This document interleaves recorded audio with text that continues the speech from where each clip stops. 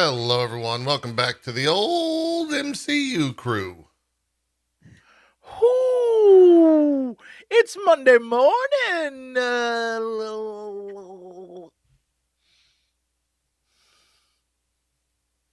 Just going back to sleep. What?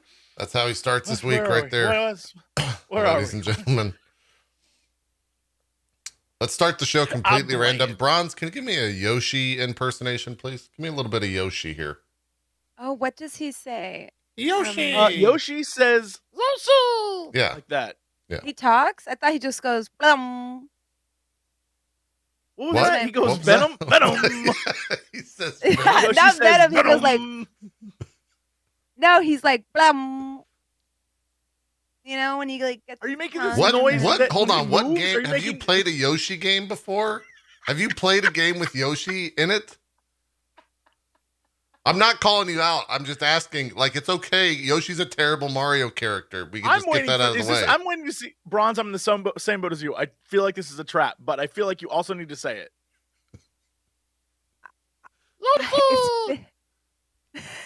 Wait, but doesn't he make that sound when he like eats people?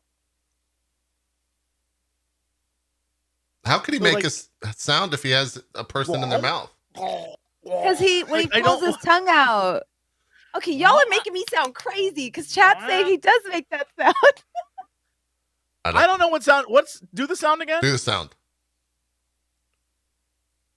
It's like, blum. I swear to. All right, If you're literally just saying Venom. Venom. She's been affected by the symbiote. 100%. That's what's happening. I can't figure out why you just won't say also. Yeah.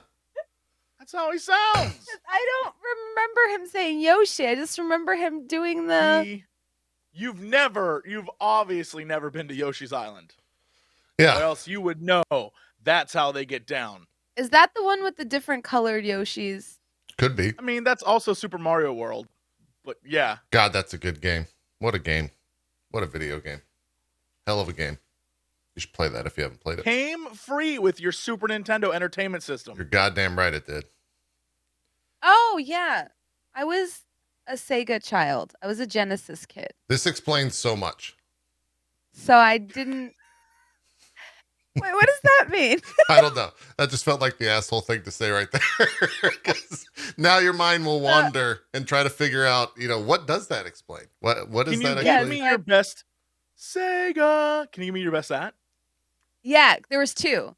There was Sega, and then there was Sega. There was two. The commercial Sega, obviously, yes. Yeah. It's good. I still am a little bit of a Sega fangirl, even now. Because I think I have those strong neural connections from that. So whenever I see that Sega logo before like Alien Isolation or Total War or a Yakuza game, I get very excited. True. I mean, I understand. I get it. Yeah. I was definitely not of Camp Sega. I also, I never knew, and I felt like this was peak rich. Like, no one could be richer unless you had the two consoles. Like, no one had both consoles. Oh, yeah. And if they did, like, I never knew that person. I never knew someone that had both a SNES and a Sega. It just didn't happen. It's too goddamn expensive. And then, like, the Virtual Boy came out. No one had that. You would go to the kiosk at Toys R Us to play Virtual Boy, and that's it. You'd get the... I rented that from a Blockbuster. Yeah. Well, yeah, it also just straight up made your eyes bleed. True. I mean, they had knives in there in the original SKU that would just poke your eye out. It was a weird concept. Yeah, they were like, you put your eyes in and then they poke them out. It was strange that they did that to you. Yeah. Yeah. It was, look, what I learned is that Blockbuster was the place you go to learn you don't like games. Yeah. Like every game I rented from a Blockbuster, except for like, I think 3, I was like, this game's shit. And I never played it again. So there you go. The Blockbuster Video. What? That's how their commercial went? No, that's how I made it go though in my okay. brainium. I don't remember commercials for Blockbuster, to be honest. I mean, like Blockbuster didn't really have. They were like too big for commercials, but Hollywood Video, now they had commercials. They're like, come on in to Hollywood Video, where you're the star. Yeah, it's true. Yeah, Jesse, you'll like this. I never purchased Final Fantasy VI. I only rented it about 1,000 times. I would get to the end of the game, and then I would hope that when I would return it on Monday or Tuesday, that when I would go back to rent it, that the memory, the save hadn't been deleted on the cartridge. Can I tell you something? That's an extreme sport. That is an extreme sport. It is terrifying. I'd like to make a confession here today. Okay. I never owned Final Fantasy VIII. I did rent it from Blockbuster Video, and Final Fantasy VIII, as you all know, has multiple discs. In order to play through that game, would return, because you couldn't immediately recheck out the same thing you checked out, right? So I would return the like container minus one CD, check out another one, replace the CD in that, re-return it so I could keep playing. So I didn't have to, so I could keep my CD, because I was afraid of the same thing that the same problem you had. But PlayStation had a memory card. Oh, I'm aware. I didn't want to stop playing. So I'm making a confession here right now. To Blockbuster Video, in the late 90s or early 2000s, someone was missing a disc in one of their things. Man. And I'm sorry. I was selfish, but I wanted to see what happened with Zell and the Quistis and the other ones. I wanted to know. Spoiler, wasn't really worth it. Bronze, we got to call the authorities. My punishment was that the last CD was utterly useless. That was my punishment. Oh my God. Do young people are they even aware of the pre-Blu-ray era? Probably not. I mean, they don't even know what a Blu-ray is, to be honest. Really? Yeah, I mean, there's I think we all had that friend anymore. It's all digital. Right? I think we all had that one friend that just treated their games horrifically. Oh, just had the CDs stacked in front of the desk, upside down. Yeah. Or in entertainment center. And maybe they'd let you borrow one, but you never knew if it was going to work. Yeah. Especially for Xbox 360. Like, I remember trying to do everything to get those to work. Yep. But I have a friend that was like, oh yeah, I'm done with this if you want to play it. And like Dead Space, and you're like, oh, this is cool. I could really play this game. And you just look at the state of the disc. And they would sell so many of these like horrible disc resurfacers online. And some of them worked. I don't think I ever found one that worked personally. But some of them, you would just try anything. I remember people putting toothpaste on their discs to try to get them to work. And and then I worked at a game store. The toothpaste doesn't work. Some people claim it does. I don't think it does. I think it just gums up your system. Probably. I'm going to need someone to take that out of context, please. You don't think toothpaste works, that line? Toothpaste doesn't work. Let's get it. Hold on. Gums up your system. Let's get it clean, quiet on the set. Here we go, Jesse. In 5, 4, 3.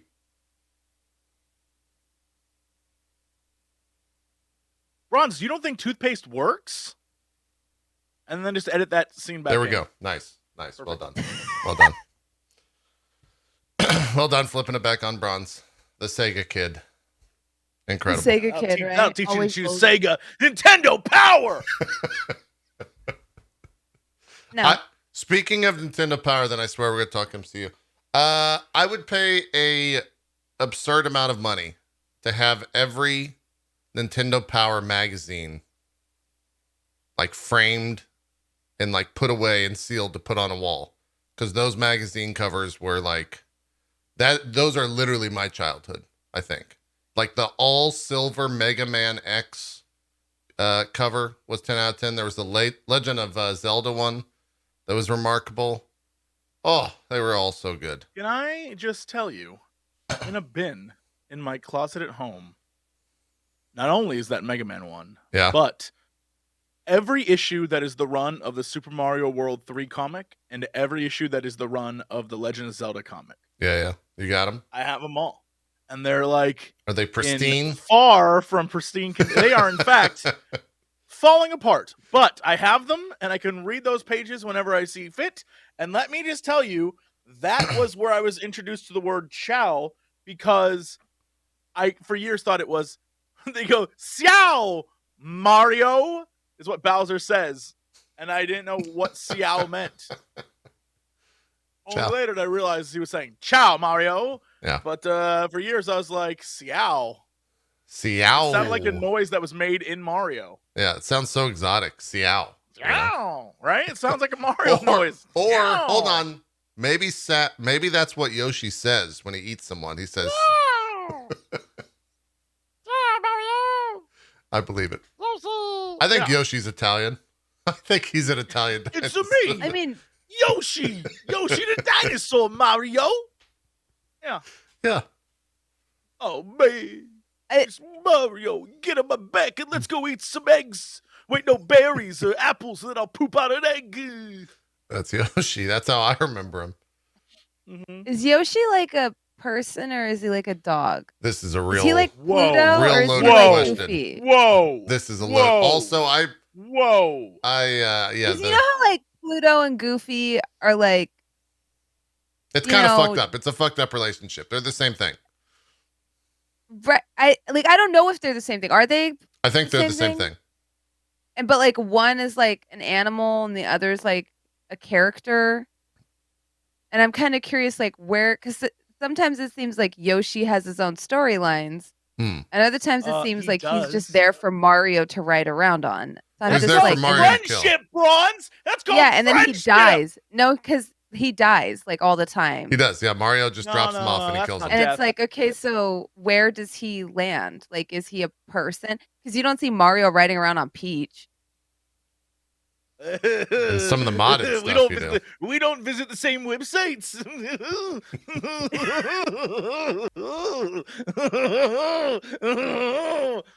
Let's talk Marvel. Hey, that What If show came out. But before we even get to that, guys, I watched all of Daredevil season 1 and season 2, and for some reason I thought, maybe I'm gonna watch Defenders again. Why? Why'd you? Defenders might be the worst thing that Marvel's ever done. It's real bad. I finished it last night. It's awful. I don't remember how I watched that the first time through and like watched it in full. It's really bad.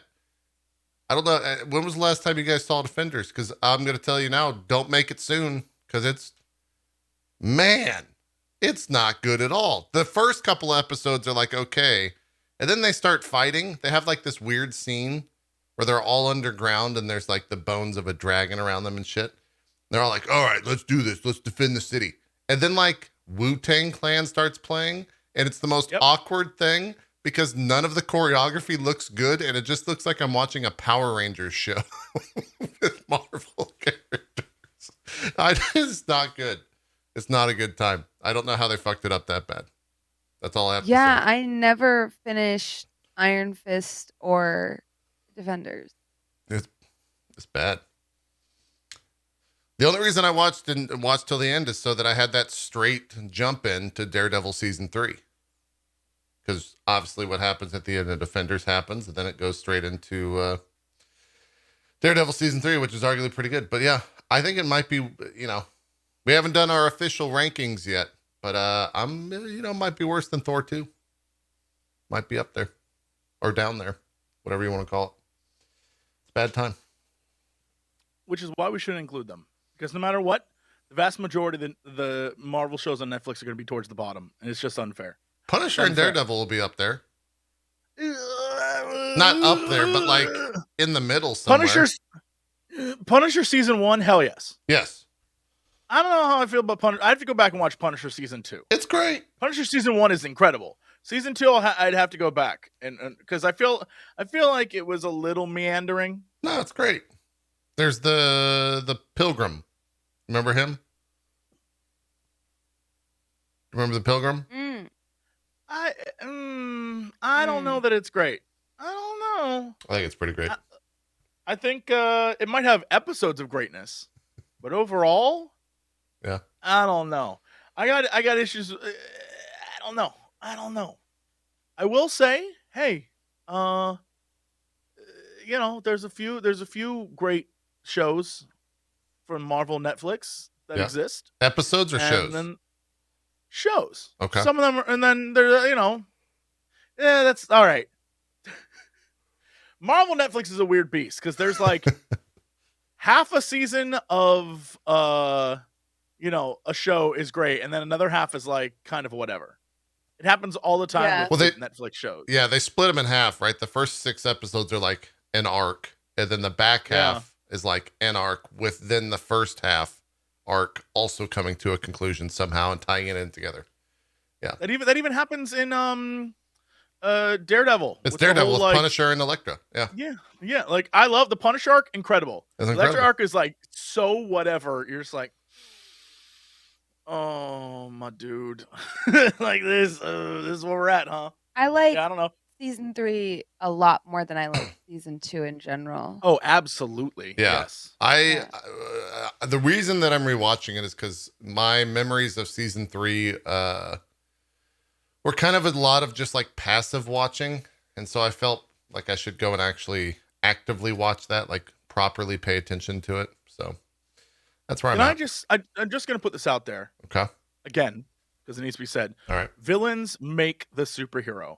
And the Marvel series on Netflix is literally the perfect example. Season 3 of Daredevil is great because the villain is so fun to watch. And it's like compelling to watch the two of them spar.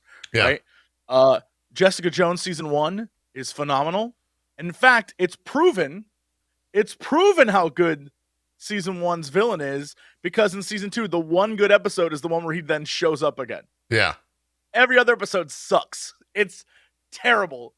But then he shows up and you're like, oh, this shit gonna get spicy. And it proceeds not to get spicy. And then, oh my God, my brain died for the next 2. There's literally 2 other shows and my brain just died. Luke Cage? Iron Fist? Luke Cage, obviously. The first half of Luke Cage, that first season was great. And then it like meandered because there was no villain anymore. It was like, well, there might be a villain. And then Iron Fist literally had no true villain. And no, so the villain was the actor for Danny Rand, actually. Funny enough. Good night, everybody. He was the one that every episode battled against. Yeah. Man. Mm-hmm. And he came on screen during Defenders, and I literally had an audible, oh, fuck. Because I forgot that he existed. And it happens in the first, 30 seconds of the Defenders. He just shows up, and it's like, ah, shit, he's here. I forgot. Fucking forgot he exists. He's the end boss. Yeah, man. That character is kind of corny in itself, though.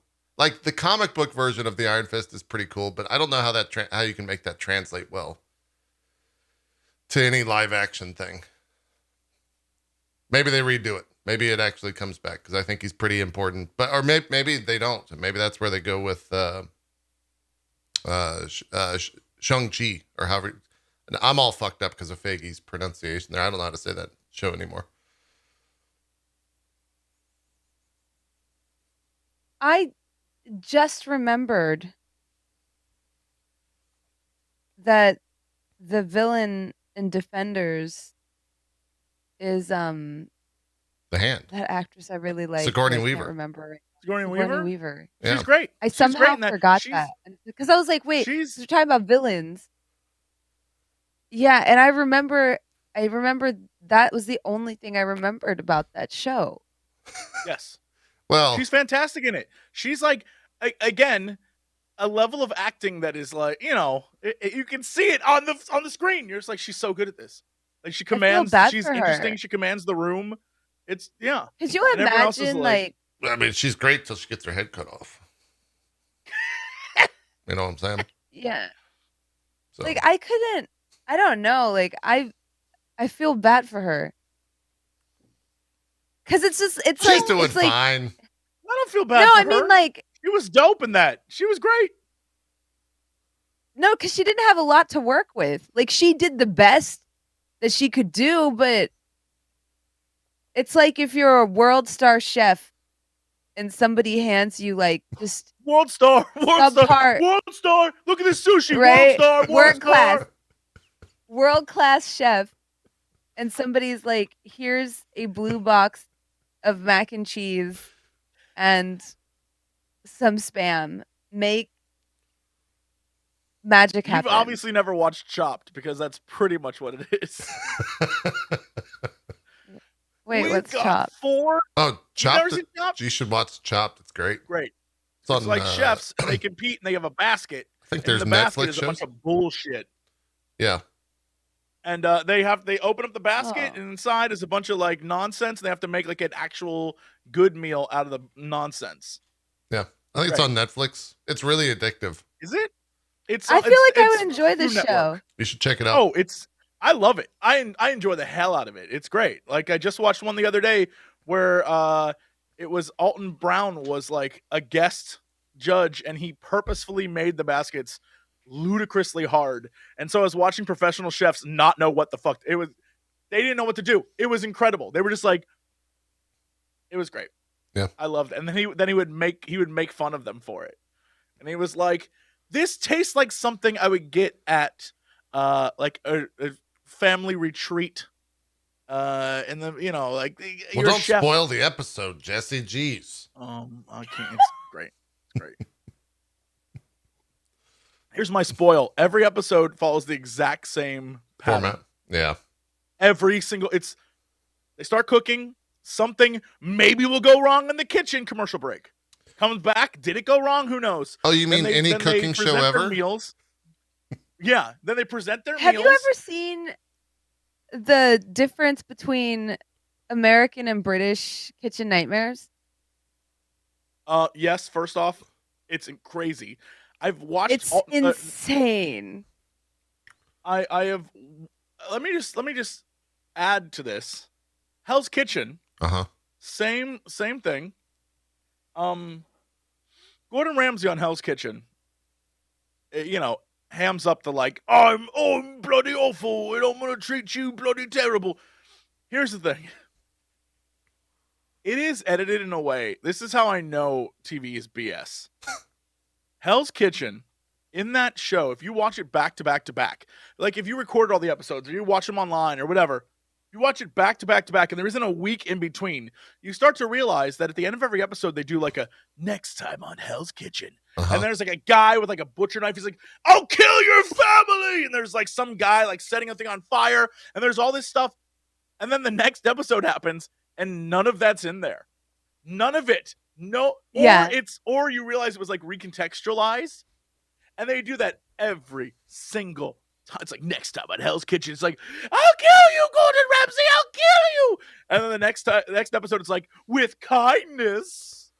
You're like, oh yeah, my God, yeah. I hate this. Because you're talking about like how they make every episode the same thing reminds me of like kitchen nightmares. Because they'll always be like, will this family be able to bring it together in time for their opening night? And they always like cut to the father being like, I'm done. I'm out. I'm done. But then like when the actual next part of the episode airs, it's always like, Ramsay goes out. They leave to smoke for like 2 seconds. And Ramsay's like, what are you doing? What are you doing? This is your family. They need you. Your team needs you. And then they come back. And I was like, that was the drama? 10 seconds? Jesse, vote to have Bronze always speak in that voice. Here's the thing. Say aye. I like and before YouTube comments are like, Bronze's accents are so bad. I speak 3 languages. Leave me alone. Boom. I love every Bronze accent. I think they're all amazing. Great. They're 10 out of 10. But you did remind me that Gordon Ramsay's best moments are when he leaves a restaurant, walks out the front door, and stands in front of a camera and goes, all right, so the problem's inside. Yes! He has that like moment every time. Every time. There's times he looks like he's legit like on coke or something.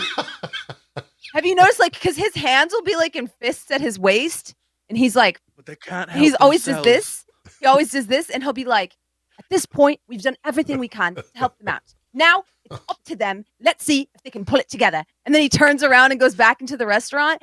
There are times he seems like he's like... He's real. All I can say is... He's like jazzed, you know? You don't need to watch any other episode. Just go to Google, look up Amy's Baking Co., Gordon Ramsay. Watch the whole episode. That is it's psycho. Sometimes I choose my favorite Hell's Kitchen episodes and risk DMCA to co-watch them with the stream. And some episodes are just insane. My favorite one of them, we uncovered a criminal experience, like a enterprise, like a conspiracy. Yeah, there was like this crazy episode about a burger place in LA. And we have grade A Wagyu beef. Yeah, and his father was some kind of crime lord back in Australia, and he stole his son's money to make that restaurant. The girlfriend and son are like crying. He's like, Dad, I gave you my money. Gordon's like, hold on. The son has given the father money. Now he's using it all to drive a wedge between him and his family. And the dad's like, what you don't understand, Gordon? I've got grade A Wagyu beef here. And then the chef is like, I wouldn't cook that way at all. I actually just use, this is the burger I'd make. And he's like, well, I prefer my burger. It's grade A Wagyu. And Gordon's like, I actually think this other burger is quite delicious. It has a nice scrumptious taste to it. What kind of cheese is this? I love this. This is the kind of burger you should be serving. He's like, well, it's not my taste. I like grade A Wagyu beef. Is he just repeat that throughout the entire episode? I swear to God, the man must say grade A Wagyu beef about 800 times in that episode. It's insane. To the point where Gordon's like, shut up. Talking about is hilarious too, because the lady is like eating this burger that their chef has secretly made, and she's enjoying it thinking that Gordon made it. And then he unveils like, this was made by your own chef. And do you remember this, Jesse? She starts choking and being like, oh, it's just some flavor. It's just some seasoning. And he was like, yes, because you should season your meat. She like chokes on the flavor. I love that we know exactly which episode this is, because I haven't watched this. Oh my God. Oh. You gotta watch it. You gotta catch up to the great. I think Aaron's watched all that. Every time you think this episode can't get weirder, the next 5 minutes get weirder. The fact that they have to like have a sit down with, so he goes to like meet the girlfriend and the son, and he's like, I gave my father $19,000, and he's like, why did you do that? What was the purpose? And he's like, he's my dad. And I'm like, I would never give my dad. I love my parents, and I never give them $19,000. A lot of money. Oh hell no. God. That's ridiculous. Yeah. My favorite Gordon Ramsay thing, because I haven't seen very much Hell's Kitchen, is when he's making a grilled cheese, and he cooks it in some like stone oven or some shit, and he like bites into it, and it's quite literally like he knows that he's fucked it up, but he just acts like everything's fine. Then he goes to take a bite of it, and he just chews and stares at the camera, and then the video just ends.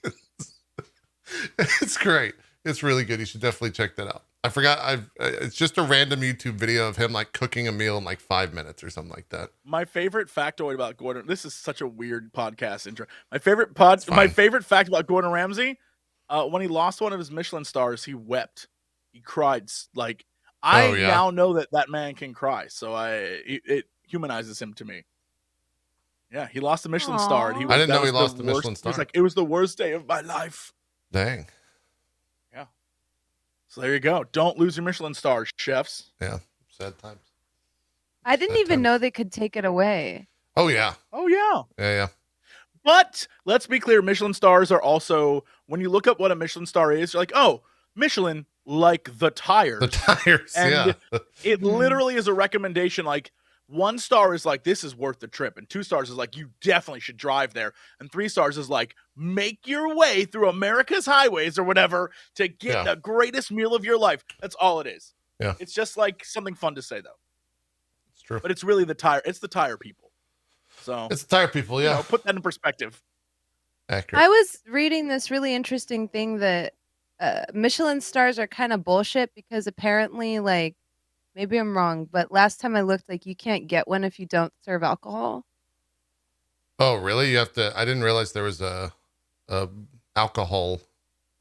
I was watching this really interesting video about how, like, a majority of like Michelin star restaurants, like, or how hard it is to get one, like if you're a noodle bar. And there is places like Jeju Noodle Bar that have them. Right. But like if you don't serve the right type of food, then it's not even considered like I don't know. There's a whole I'll get into this later. I'll get into this some other day. But like most of the Michelin star places in LA are sushi. There's like 2 that are not, but most are sushi. There's so, very few right. But like if you serve Mexican food, you're gonna have a harder time getting a Michelin star if you serve like Szechuan cuisine, because that's not deemed as like fancy as say like a steak place dining. Or a sushi place. Yeah. Yep, that's all accurate. Regardless of how good the food is. There's a food cart though that does have a Michelin star, I think, in somewhere in Mexico. Isn't the family that owns Michelin French? So I imagine French cuisine is like a huge key to That's it. why there's not that many Michelin stars in the US compared to like Europe, because it's a French owned thing. Yeah. Well, there you go. Yeah. De cuisine. Makes sense. Speaking of an American owned thing, Uh-huh. Marvel Cinematic Universe. Marvel Cinema. Bringing it back. So you guys watch that What If? I kind of feel like the What If conversation is going to be rather short, but maybe I'm completely wrong. Did y'all watch the What If? I did, yeah. I did, yes. Did you, Jesse? I did.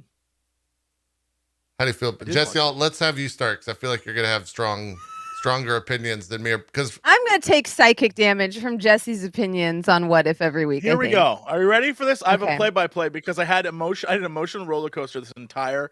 So, all right. Okay. The episode starts. Uh-huh. And it's again episode 1 of Marvel's What If. By the way, is it Jeffrey Wright? Yes. The guy from a bunch of movies, obviously, but also from Westworld, who I love. Yep. Amazing actor. I love that he is the Watcher. I love the fact that the show's title, What If, he didn't go, what if? He went, what if? Or whatever he did. Like, he did like a whole thing, and I was like, it's really, it's like, it's borderline campy, but also like, all right, that's pretty cool. Yeah, I was like super in. The episode starts. Here's what I'll say. I thought I was going to hate the animation. I actually loved the animation. I thought it was very well done. Yeah. I thought it was going to be like Star Wars Resistance. It was not. It was actually super. It looked great. There are some shots where I was like, I love this animation, I think, but I'm not going to go that far yet. And then what ended up happening is the episode began, and it was literally just Captain America movie, except with Peggy Carter. Yep. And then it was very, very quick. They like did one of those things where it was like, and we're just going to rehash the movie, except imagine it is Peggy Carter now. And I was like, oh boy, I knew this was going to suck. I hate this so much. And then I started to go up like a roller coaster started. I was like going up a hill. I was like, wait a minute. This is actually like super fun. And like, I love Peggy Carter doing this. And this is kind of interesting. And I like where this is going. And oh my God, wait a minute. She got the Tesseract. That's crazy. I love that they're going to take this entire... Oh, and they're making Iron Man without the Tesseract. And then Steve Rogers gets... And they're still in love. And I was like, I kind of love this. And then the moment Steve Rogers explodes in the train... Right. And then it immediately goes back to Captain America, the movie. Except this time, Red Skull's plan isn't to use the Tesseract to like... whatever the hell he was trying to do in the movie. I'm still not entirely sure. And his plan now is to open a portal to bring in a tentacle beast. I really was hoping it was going to be Shuma Gorath, by the way. I was too. Yeah. I was too. The tentacles popped up and I just went, Shuma Gorath, and Aaron goes, are you having a stroke? Like, what's wrong? And then I like went downhill again because then it just ended up back on the same path as Captain America, where like she's like, I'll save the dance or whatever. And I was like, it turned out to be exactly what I thought it was going to be, which is like kind of a nothing burger, where then she ends up in the future and it's like, hey, it's me. I'm, here now with Clint and Nick Fury. And I was like, we were going in a direction that I was really excited about, where I was like, this is going to be really different and like way cooler than I thought it was going to be. And then it ended up being exactly what I thought it was going to be, which was just like the exact same story, but it's Peggy instead of Steve. Yeah. And that I was like, so I had like a roll. I was in the middle of the episode. I was ready to come on this podcast and be like, I was wrong. I was in my own head thinking like, I'm going to have to tell everyone how wrong I was, like how utterly wrong I was about this show and about this episode, and like this kicks ass. And then it ended up in the exact same place where I was like, oh, so it's still the same story, but like Peggy. Yeah. I don't know. I wonder why they like went. I wonder if they went that way because then people can, they can do their own what ifs of like if Peggy Carter was, the helm of the Avengers or the head of the Avengers, if there is one, the Captain America of the Avengers, right? So can I tell you, this just reminded me, like, I thought, this is why I think sometimes this show, when Bronze has great ideas, and I have to be like, Bronze, that's not what they're going to do, right? Like, your idea is incredible, but that's not what's going to happen. I had a Bronze moment while watching. When the train exploded, I was like, oh my God. Is this going to be like one of those things where it's a long, like this what if is connected to other what ifs? And then we're going to see Steve Rogers as the Winter Soldier. And that's what I thought. Peggy, you're going to have to fight. I was like, oh my God. I was like, that's actually genius. I was like, oh my God. And then it was like, no, he's just in a castle. He's like, fine. Yeah. He's in a castle. Actually, he didn't blow up. For some reason, the indestructible mech was captured by Hydra. And I was like, oh, this would be so good. And they were like, no, he's good. We're just going to rehash the ending of Captain America. And I was like, so that was my reaction. Yeah. I thought there was the cool scene for me was when she, and it was the type of thing where I felt like this could only exist in like an animated show, because the process of doing this as a stunt in a movie would probably be fucking insane. But when she takes the shield and like slams into the car and then lifts the car above her and like slams it down behind her and then does it again, I was like, all right, I like this animation. That was the selling point. Yeah, I thought that was the selling point for me. I also feel like she was a lot more brutal, and it was fine because it was an animated format. Yes. Yeah. Because there's times where it seems like she's straight up murking fools. Like, I don't feel like she's like, I have to make sure I don't kill these Nazis, It seems like she's just like straight murdering people, and which is fine, but like we know that Marvel, I feel like, really shies away from that in their live action stuff because they're trying to go for that family friendly rating. But I feel like with the animation, they didn't have to do that. So her like beating the crap out of people felt a lot more visceral than it does in the movies because they don't have to worry about the rating. Right. Also, you can just do more with animation than you can with like physical bodies, right? Like what she can do, like, some of the stuff that was in the animation, I was like, damn, that's awesome. There's no way that they could fit that into like the first Captain America movie, without it looking ridiculous, right? There's some moments in Captain America 1 where he does something similar and you're like, okay. You're like, that looked weird. Right. Yeah. Yeah, I thought it was fine. Like I don't know what I expected from it. I think I will obviously watch the rest of the season. I would if I didn't have a show where I was kind of required to watch the rest of the season. But I do think that the idea of it not being like a canonical, it is canonical, but it's like not the timeline canonical. I don't know how else to say it. To where it doesn't have, I'm not watching every single moment thinking like, oh, how's this going to impact, so and so, or like, is this a blah blah blah? It's just like, oh, well, this is like a what if, right? So that the idea that I'm a little bit less invested in it because of that, I think is very real. But Bronze, what did you think? What did you think of the first episode or of the show in general? Well, I kind of thought it was gonna be like a thought experiment where it's like, oh, what if? And right. I feel like there were things I liked about it and things I didn't like about it, in the sense that I feel like the scope of it was way too large. So because of that, the pacing goes at breakneck speed, and you don't get as many moments to like enjoy the banter between the characters and stuff like that, because they're trying to cover a lot in 30 minutes.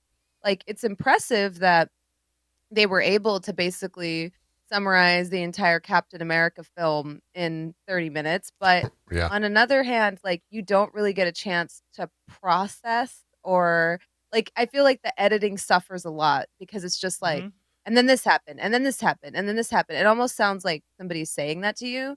Personally, like, I don't think they need to do all that. Like, I don't think they needed to like start it and leave it in a good place. I think they could have just been like, this is one story from this character in an alternate reality. And because that was what kept pulling me out of it, is like there would be a cute or funny moment and it would just be like, and cut. And like, we got to move forward. Well, it was like a fade to black too. It wasn't like a hard cut. Yeah. They would just like fade to black. And it was like, oh, okay, we'll move on. That's because the next time had passed. Yeah. Obviously. We're going to the next big set moment, right? Yeah. It definitely felt like they were trying, like the show was rushing to get somewhere. And I wasn't the biggest fan of that, but I did think it was fun. I did like the animation style. I really liked some of the scenes that were in there. I liked the whole Stark thing of like the guy pushing buttons. And I think I would have, like I said, I think I would have enjoyed it more if it felt more like a Batman the Animated Series style pacing, where you can tell like a smaller story in 30 minutes. But the parts where it lost me was like, I felt like they could have been so much more ambitious in scope. Because it kind of seems like they're like, well, what if Peggy Carter was Captain America? Well, then not really anything would change. And it's like, yeah, and that's what's disappointing. Right. Yeah, because they spent the first half of the show showing like with like people being like, oh, well, Peggy, like, you're not a field trained officer. And it's like, she's not. So like, I'm kind of interested in seeing what her approach is if given a super soldier serum, or exploring that more, like, what she does differently than Steve Rogers versus what she does the same as Steve Rogers. And I felt like they could have been more ambitious with that telling, instead of being like, well, if she had it, she still would have been gone for 50 years and she still would have. And even then I was holding out, where she's like, well, they tell her like, oh, like that was 50 years ago. And she's like, well, we won the war. And I thought for a split second Nick Fury was going to be like, no, we didn't. We lost. Oh, that would be great. Yeah, I thought for sure. And I thought that was going to lead into the next what if. I was like, oh, shit, what if they didn't? That would have been sick, yeah. Because she got sucked in by the Tesseract. Like, because we don't, like, it's not saying that she's not as competent as Steve. It's more so the premise that, like, well, if she got sucked in before she was done, like, wouldn't that, I was just ready, I was ready for that, like, for him to be like, we didn't, like, we lost you too early and we lost the war. There's so much potential. Like, I was convinced that after the train scene, I was like, oh my God, we're going to get like a love story, but it's like a love story between the Winter Soldier and Captain America, which would be perfect. That'd be great. And I was like, and also we're going to get Peggy Carter is going to stop the war, and instead of disappearing in the ice, she's going to just be alive. And it's going to be like, this is how she changed the future by having Captain America exist between the 40s and like current time. I was like, oh shit, we're going to get like a whole different, because they literally got the Tesseract.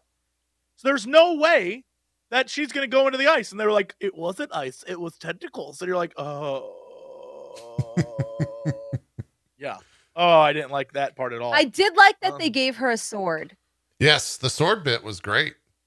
Because that, like, I feel like that distinguishes her from him more. I just don't think, like, and I love that they made jokes of like, hey, you could just end up selling war bonds, Yep. USO style. And I like that they made fun of that, and they were like, well, she would never do that.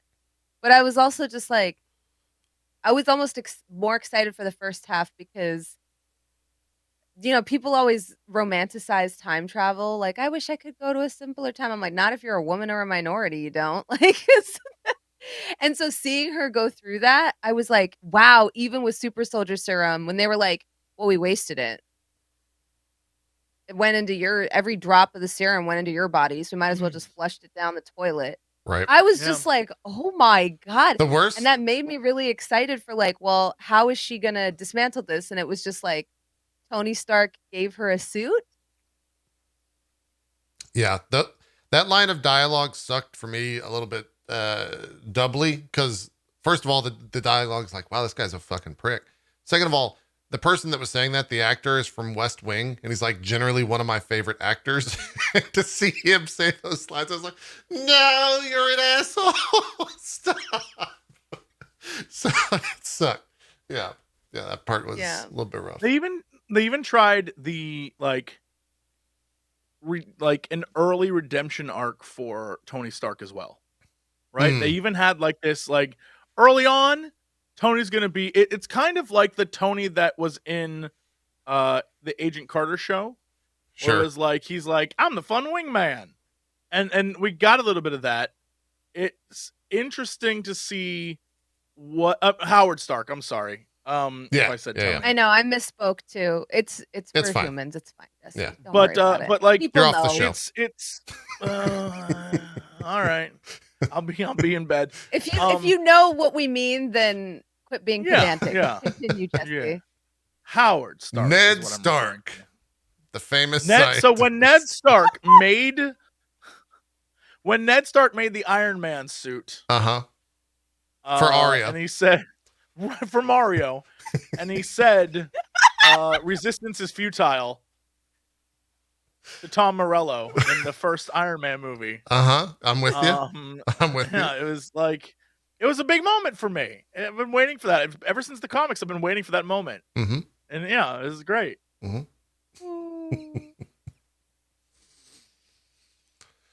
At a point. Doesn't matter. Now that's a what if. Thank you. That's a what if. That is. Yeah. Now that's a what if. Look, Disney just needs, let's just talk about Disney at first. They just need to say fuck it and take all of the big IP that they own and throw it into a single universe. You know what I'm saying? Just make it, I believe that's called Kingdom Hearts. And damn it, Jesse, you took this is going to be like a 10-minute build up. And then I was going to say, and call it Kingdom Hearts. Oh, right. My bad. You just took the air out of the room, Don't worry, JP. No. You have the power inside of you. I know. Unlock Kingdom Hearts. Oh, I know. Boy. I know. Great. Look. All I'm saying is, what if is a fun concept. It makes for fun little short stories and books. Mm-hmm. It makes for fun one-off comics. It in no way makes for actually like great TV. Because at least in comics, you don't expect like everything to be, like comics can allow for you to interpret things in between frames, and TV doesn't like do that very well. And because it's more passive than just reading a comic. Because reading a comic, you're like invested in it, you're reading it, you're doing the whole thing, you're looking at the images. And TV, like, I don't know. I'm not. That's why I said last week, I've never been a fan of what ifs because they're never great. They're always like, all right, that was fun. They're never like, well, that was compelling TV. I can't wait to see the next one. I love what if. Like in comic book format, I love them. I think that the show is it just took on way too much. where it was like, well, clearly we have to encapsulate the entirety of the Captain America plot. And I was just like, you don't. You literally don't. Like that was my biggest issue with it too, is that it was just it took Captain America's movie and like literally took the plot beat by beat and said, what if we did something a little bit different? Like they could have just done that first scene and then done something completely and utterly different, rather than having all these like tiebacks to the movies with like quite literally every single like big moment from that film. I agree 100%.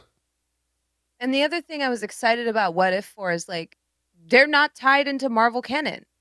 So they don't have to leave it in a neat place, right? And instead they were like, well, we have to leave this to where it ends where the captain. I'm like, no, you don't though. Like, because it's a what if. Yeah. You don't have to end it with 50 years later, you know, Peggy comes back and she gets recruited by Fury. Like, you don't have to leave it there because it's not part of the canon. So it doesn't have to have a neat little ending. It doesn't have to have any of that, right? So it was just really weird that the scope of it was so narrow. I also, maybe this is just like because I recently rewatched it, because of our tier list. I think like this episode in particular, like you have to have seen the Captain America movie to truly appreciate it. All the little bits, that they kind of reference. Yeah, I agree. And I think they've forgotten how old that movie is. Like, we just rewatched it because we have a show called MCU Crew, and we're a little bit of MCU fanboys. But like, I don't expect your average person to have recently rewatched Captain America. It's an older movie, so it's like, well, unless you've recently watched that, I don't know if you would enjoy this episode. Maybe I'm wrong on that, but I don't think you would enjoy it as much, especially because the pacing is so fast. So to me, it's just weird to be like so tied into, well, it has to start and end like Captain America did. I'm like, it literally doesn't. It's a what if. It could end any way you want it to. It could end with Peggy becoming the head of Hydra. Like, it doesn't matter. You know what I mean? Although, like, and that's what makes it fun, is that it doesn't matter. Maybe we don't see the big picture. Maybe the last episode is like Killmonger Iron Man and Peggy Carter and all the different characters as like an alt Avengers. And that's why they have to tell all these tales. And then they turn into zombies and die? There's a zombies episode, so how does that fit into any of it? Because they have to fight the zombies. But there's literally a zombie Iron Man and Captain America. So like, oh my how does God, they have to fight the zombies. Maybe. Like, I don't know. Everyone in chat's like saying, guys, they're clearly connected. It's like, well, how? Okay, so Peggy Carter dies. She becomes a zombie because there's clearly a Captain America zombie in that fucking trailer. She's Captain Carter, not Captain America. Come on, JP. Well, I guess so. So what? She goes to another reality with the Tesseract or some shit? I'm also just like placing maybe a lot of weight in the monologue at the beginning, where the Watcher literally says that these are realities that are not our own, right? And that his job is to watch and not interfere and all of that. So I know that like with Loki, we could easily say, well, you know, you could just pluck things from wherever you want and put them in. I always saw that as a workaround for actors wanting out of the MCU or aging out of the MCU or whatever, and opening the gate for other people to come in or to be able to tweak storylines and stuff like that, or bring back characters who are dead. I didn't perceive that as like, well, now everything that MCU puts out, including What If, is now could be brought in. Because like literally the opening monologue is like, there's a lot of different realities. This is just one of them. It's not our reality, but we're going to take a look at it. So to be like, well, guys, it theoretically could. Well, I know that, but then why put that monologue at the beginning of I agree. Of the show? Or even before that, even outside the show, like the trailer like clearly kind of shows that I don't think any of this is necessarily connected. I think it's all just pulled from like different multiverses, right? It's not all, it's not one alt verse. The Doctor Strange episode trailer. The Spider-Man episode. Maybe. I don't know. Like, it looks great. The Doctor Strange one looks dope. It looks visually like, ooh. So I want to see that one. Like, I don't want to not watch the show. I definitely will watch this stuff. Yeah. There's just, I don't know. Like, the worst part about this episode is like, I was in it. I had a moment where I was like, this has the potential to be amazing. Like, I honestly, while watching, was like, I'm gonna have to go. I have to tell everyone how wrong I was, because this is so cool. And then they were like, it ain't that cool. I was like, oh, yeah. That's it. It sucks that they were like, and then in the end, it's the exact same thing, except it's Peggy this time. I was like, that sucks. That's not a what if. That's not like, what ifs are like, and this is how everything changed, how different everything was because of this one decision. Mm. And this what if was like, it's literally the exact same thing. Mm. And that sucks. I also not a good what if. I had two theories when the Hydra Stomper fell in that chasm. And one was like, oh, I wonder if Steve Rogers is going to be the Winter Soldier. And the other was like, it would be so sad if that he always gets frozen in ice. Like, if the Tesseract somehow keeps him alive, Howard Stark goes out of his way to say that the Hydra Stomper is indestructible. And then, like, Peggy's an old woman who's retired after, like, defeating Thanos, and he just gets thawed out. Yo, that would also be so good. That would be such a good twist on the what if. Does he always get frozen? He never gets it. But instead they were like, no, it's still Peggy that gets frozen. But I was like, but he's encased in ice in a machine that's like indestructible, that's powered by a Tesseract. I know people would be like, well, he'd die. How would he eat? I don't know. Magic. It's the MCU. So I was like, yo, that would be crazy if, like, no matter what, he still ends up in ice for 50 years. Oops. That would be so sad. And then, like, I don't know, but then that didn't go anywhere, and I felt debated. Because then, like, 2 minutes later, they're like, no, we got the Tesseract, we got the Stomper back, and Steve Rogers is okay. And I was like, he's not Winter Soldier, and he's not encased in ice. He's just bad. Okay, that's weird. It's interesting because looking at, like, where the show falls into, like, release-wise, where the MCU universe is currently at, I feel like the entire reason that this show exists is to prep people for the absurdity that's coming later this year, right? Like, the idea that all of this shit could just get real crazy, I feel is 100% there. So when No Way Home comes out, people are like, oh, this show, okay, they're actually going to kind of do this weird shit. Because otherwise, the idea of them just going straight into the multiverse, if you haven't had seen, like, this is a second attempt to bring people into the idea of the multiverse, right? Loki was the first. This is the second. Hopefully, by the time some of these other later films come out this year, people will be keen to what the idea of that could look like or could be. You don't think so? I think you're probably right. I just wish that they'd give the audience more credit. And again, what if Danny DeVito was Iron Man? Just saying it. Not this again, Jesse. You just I started blasting. Pew, pew, pew. Wait, it would be amazing. If it was a Danny DeVito Iron Man, his suit would just look like the Juggernaut, but, like, smaller. Yeah. Wouldn't it be great? So I started blasting, right? That's when it comes on, like, are you Iron Man? He's like, yeah, it was blasting those guys. And it actually isn't Danny DeVito, it's Frank Reynolds is Iron Man. Pew, pew. Yeah. It'd be great. It'd be amazing. I think, like, to just clarify. Okay.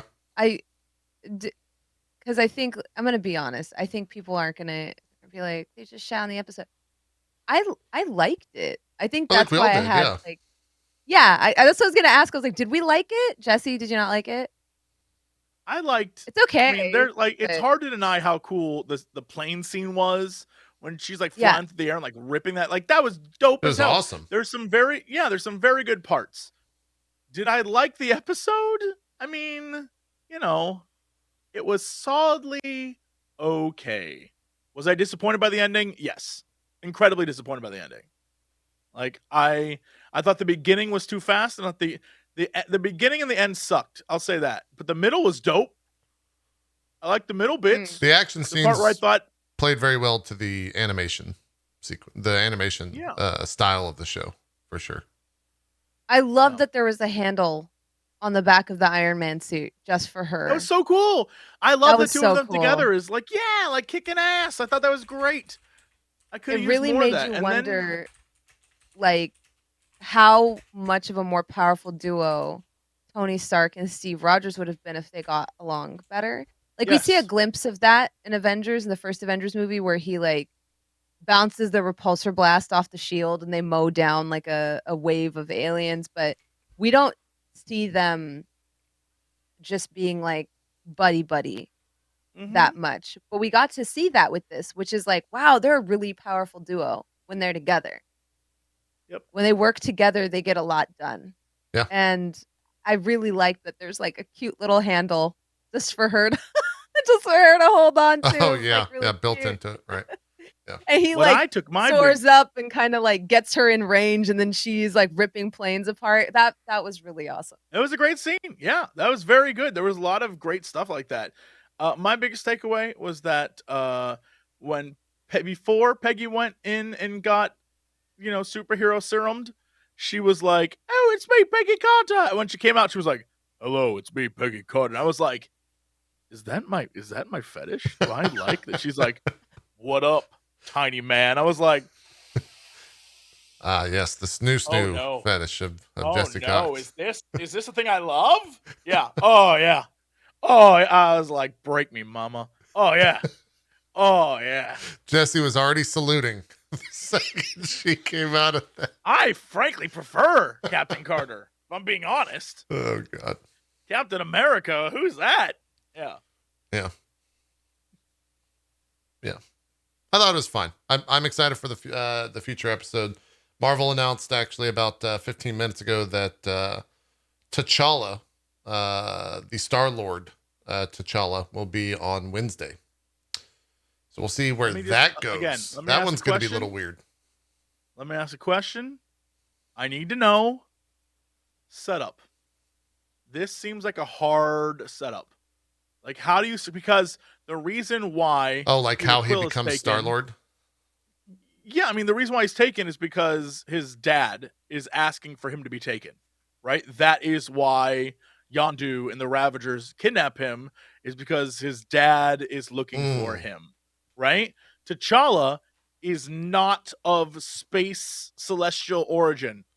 So, unless they'd have to retcon that T'Challa is actually the son of a Celestial in order for Yondu to find him, unless they change while Yondu's trying to find him, in which case, what makes him Star-Lord? It's true. Well, here's the thing. There's two... Like, I kind of think of the Guardians movies as one entity, right? They're telling, like, one story there. Does the What If episode just go and recap or change the first movie? Or do they go into the idea of like the second movie with his dad? It has to be first movie-ish stuff, because in some of the trailer things they show them getting together, right? But I don't know how many of them get together. Yeah, because this is just me guessing, but like in the poster, it shows Gamora with Thanos's weapon. If you see the poster that has all of them on it, it looks very similar to this. In one of the rings, Gamora has Thanos' weapon. So my question is Gamora the villain of... And these are things that I'd be more excited for. Like, is Gamora the bad guy of this story because of whatever reason? I have no clue. But I don't know. I feel like the idea of Yondu just found this kid is kind of like, well, why was Yondu there? Why did Yondu take him? What was the purpose of him taking him? What was going... Like, if we're going to start there, then I got questions that I hope have answers, and I know they won't. I know they're not. They're gonna zoom through the beginning, just like they zoomed through the beginning of Peggy Carter. Right, and that's the stuff that that's what I didn't like about episode 1, is the zoom stuff where they like recap that story in 10 minutes, or they go from like big plot point to plot point to plot point and be like, well, this one's changed by this, right? Like, just tell me a story. Yeah. Don't tell me like how this is different by each plot point. But we'll see. I don't know. I was just thinking. Yeah. I'm finding this thing. Yeah, find that image for me. I'd love to see that. If you want to post it in the Twitter group or something like that. Bronze, have you finished your thought, or is this an internal thought? Where are we going with this? She's thinking. Well, I was trying to think of like different scenarios in which, T'Challa would be Star-Lord, and honestly, they're all so grander scheme that I don't think, like as Jesse would say, that Marvel would do any of them. You want me to tell you what happens? Because the reviewers already have seen this episode. Here you go, buddy. I can tell you how they choose T'Challa. I don't want you to make me hate this going into it. I see that smile on your face, that puckish smile. It is. It is one of those like, this one's gonna be stupid. Yeah, no. Oh no, I see that, and I don't want you to tell me. Yeah, I'd rather live for a few days in bliss, not knowing that it's like really dumb. Yeah. But there's the poster, and you can see it gives away some hints about what's coming, and I think there's some really neat things on there. Oh yeah. Oh yeah. Okay, I had not seen this. So we've got that's definitely Gamora wearing or wielding Thanos' weapon. That's definitely that very also Thanos-esque armor. Yes, I was gonna say. I think it's like, what if Gamora was actually Thanos or something like that? I don't know. There's the Spider-Man as Doctor Strange. Doctor Strange. What is going on here? What if like this one's just like, what if we actually made a good Black Widow? That's what I'm saying. Like, I can't tell what the Black Widow is. Well, I don't know what that would yeah. That's definitely a Vision with the Infinity Stones in his chest, I think. Yes.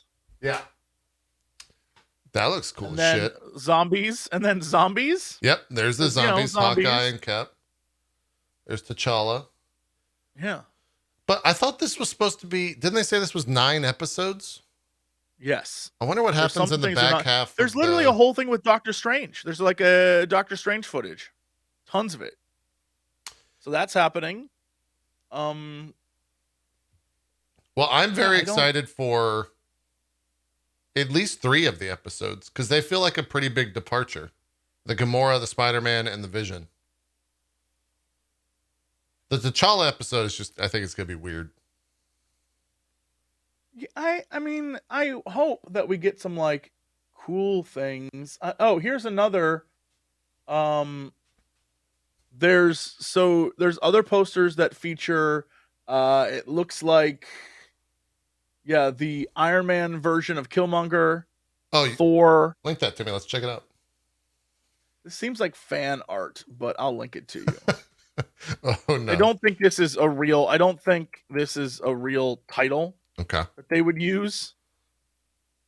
But you mean what if poster.jpg? Yes. It's from the Direct, though. The Direct is usually a pretty reputable source.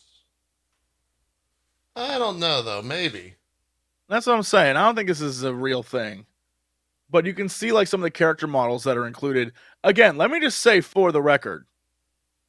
What is the Black Widow thing? Is it like no matter what, no matter where in the multiverse, Black Widow is just Black Widow?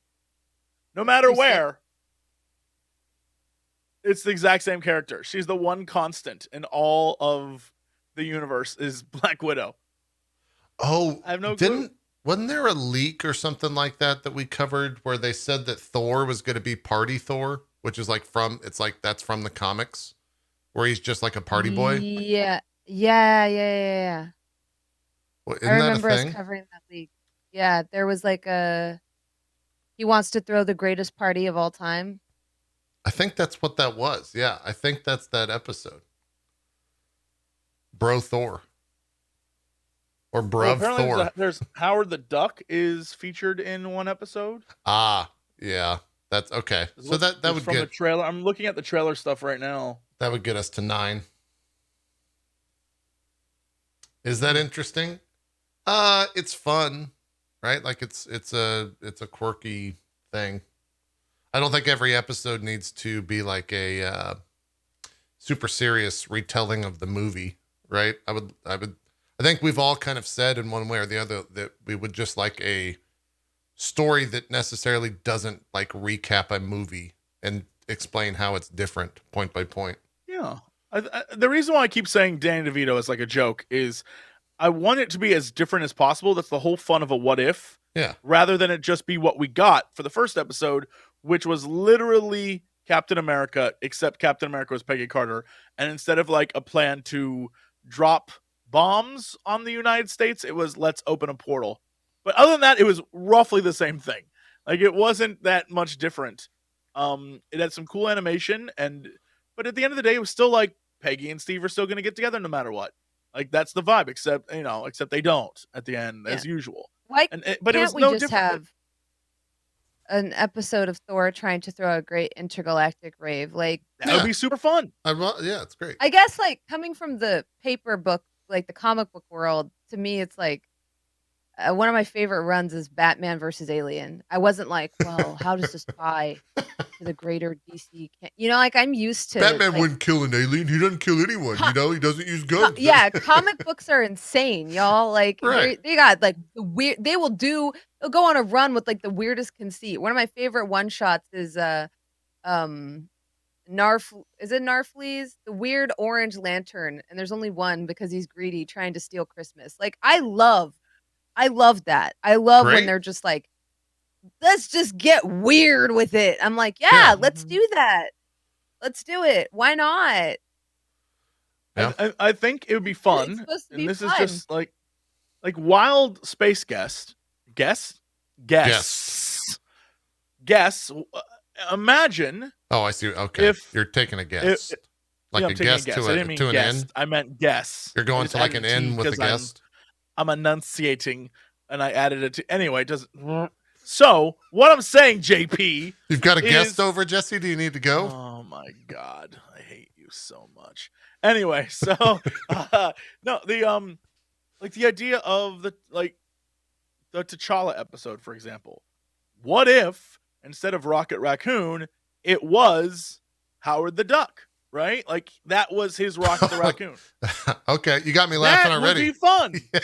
Yeah, that would be like, okay, T'Challa, Star-Lord, and we have Howard the Duck, and, sure, Drax is there because he's going to be hunting down Thanos, but, like, what if Thanos is actually Gamora? And, like, that shit is fun. Yeah. I would watch that. I agree.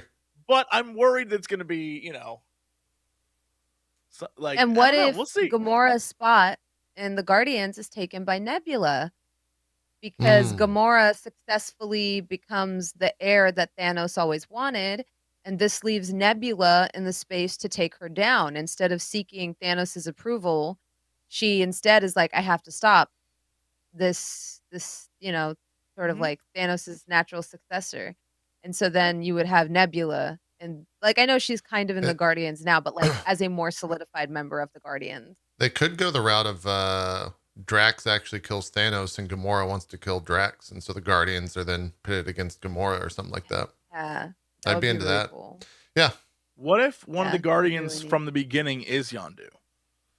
Oh, he just joins. Look, anytime I get to see that man, is Yondu. Like, what if the idea is because he isn't like delivering T'Challa to anyone's dad, he doesn't have that whole like I have to, like there isn't that tension between the two, like a father-son bond. It literally is like, hey, you're a cool, even though it makes the beginning really dumb, where it's like, hey, you're a cool kid, want to hang out in space? And T'Challa's like, sure, mister. And they go off to space together. I'm fine with that. Like, if we get to someplace that's cool, like I said, you can love parts of a thing and still, not like it, or you can hate parts of a thing and still love it. Yeah. So I'm like, fine if if the beginning's lame, but the rest of it's dope. Like, all right, let's get there.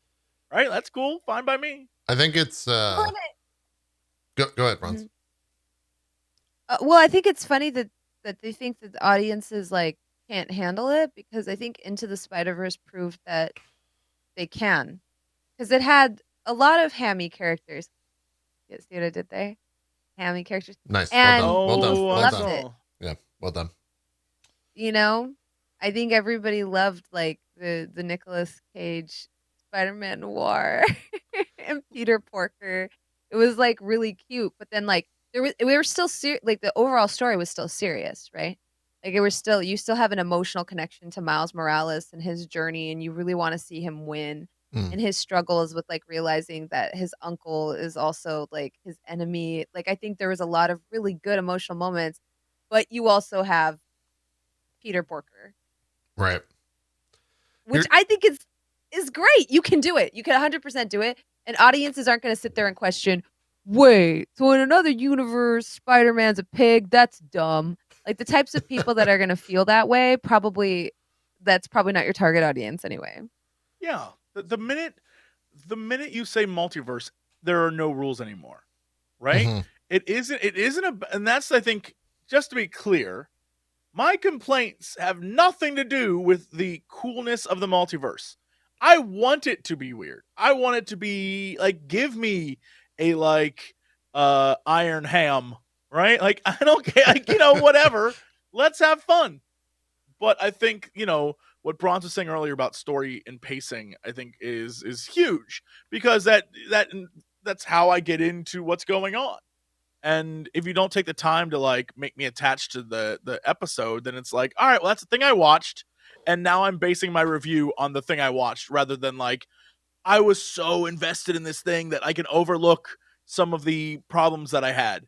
You have to review what you get, and what we got was like a fast-paced, fun thing, but it wasn't like great. It was like fun. It wasn't great. If all of this is leading to, and I'll preface this with, I don't read a lot of comics, but I do know of this one scene, and I did go I think it was a What If issue. If all of this is leading to the What If episode of Doctor Doom getting the Infinity Stones, that's great. I'd love to see that. I'd love to see that. That sounds like a What If season 3 kind of thing. Yeah, you know what I mean? We gotta have a Doctor Doom first. I'll be in my 50s. Doctor Doom's run as Iron Man is one of my favorites. Yeah, and it's one of those that people are like, really? Doctor Doom is Iron Man? I'm like, yeah, superior Iron Man. Actually, freaking slaps. Have you seen the Doctor Doom expect it with the Infinity Stones? Because that shit. Yes. I just think Doctor Doom in general is a great character. I would agree. And I hope that they figure out how to translate that to the big screen. Yeah, I'm nervous, but I hope that they can. I think we all are. They have failed every time so far. That was Fox, admittedly, right? That wasn't right. Yeah. But like, there's some things that are very hard to bring to the big screen. I feel like it's not, and I feel like they were just like, well, people aren't gonna like this, and they just didn't like copy the Doom formula 1-to-1 from the books. Whereas if they just did that, I think it would kind of work. Maybe I don't know.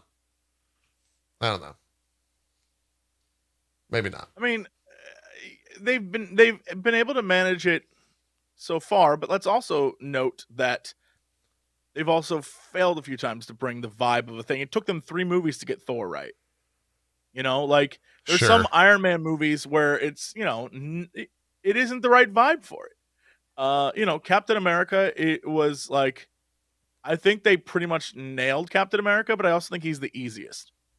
He's the easiest to bring. He's like a character trope that exists in many media, right? And I think the problem with Doctor Doom is he's not a trope. Like, people see him as a trope, like a villain trope, but he's like an incredibly complicated, you can't put Doctor Doom in a box. Yeah, and I think that's very tough for people because you don't see his face most of the time. Right. And so like, and then like, how do you get an actor, a famous actor, to be the named character and you don't see his face. Even Josh Brolin, you see a little Josh Brolin in the face of Thanos. Right. This is like you are in an iron mask most of the time.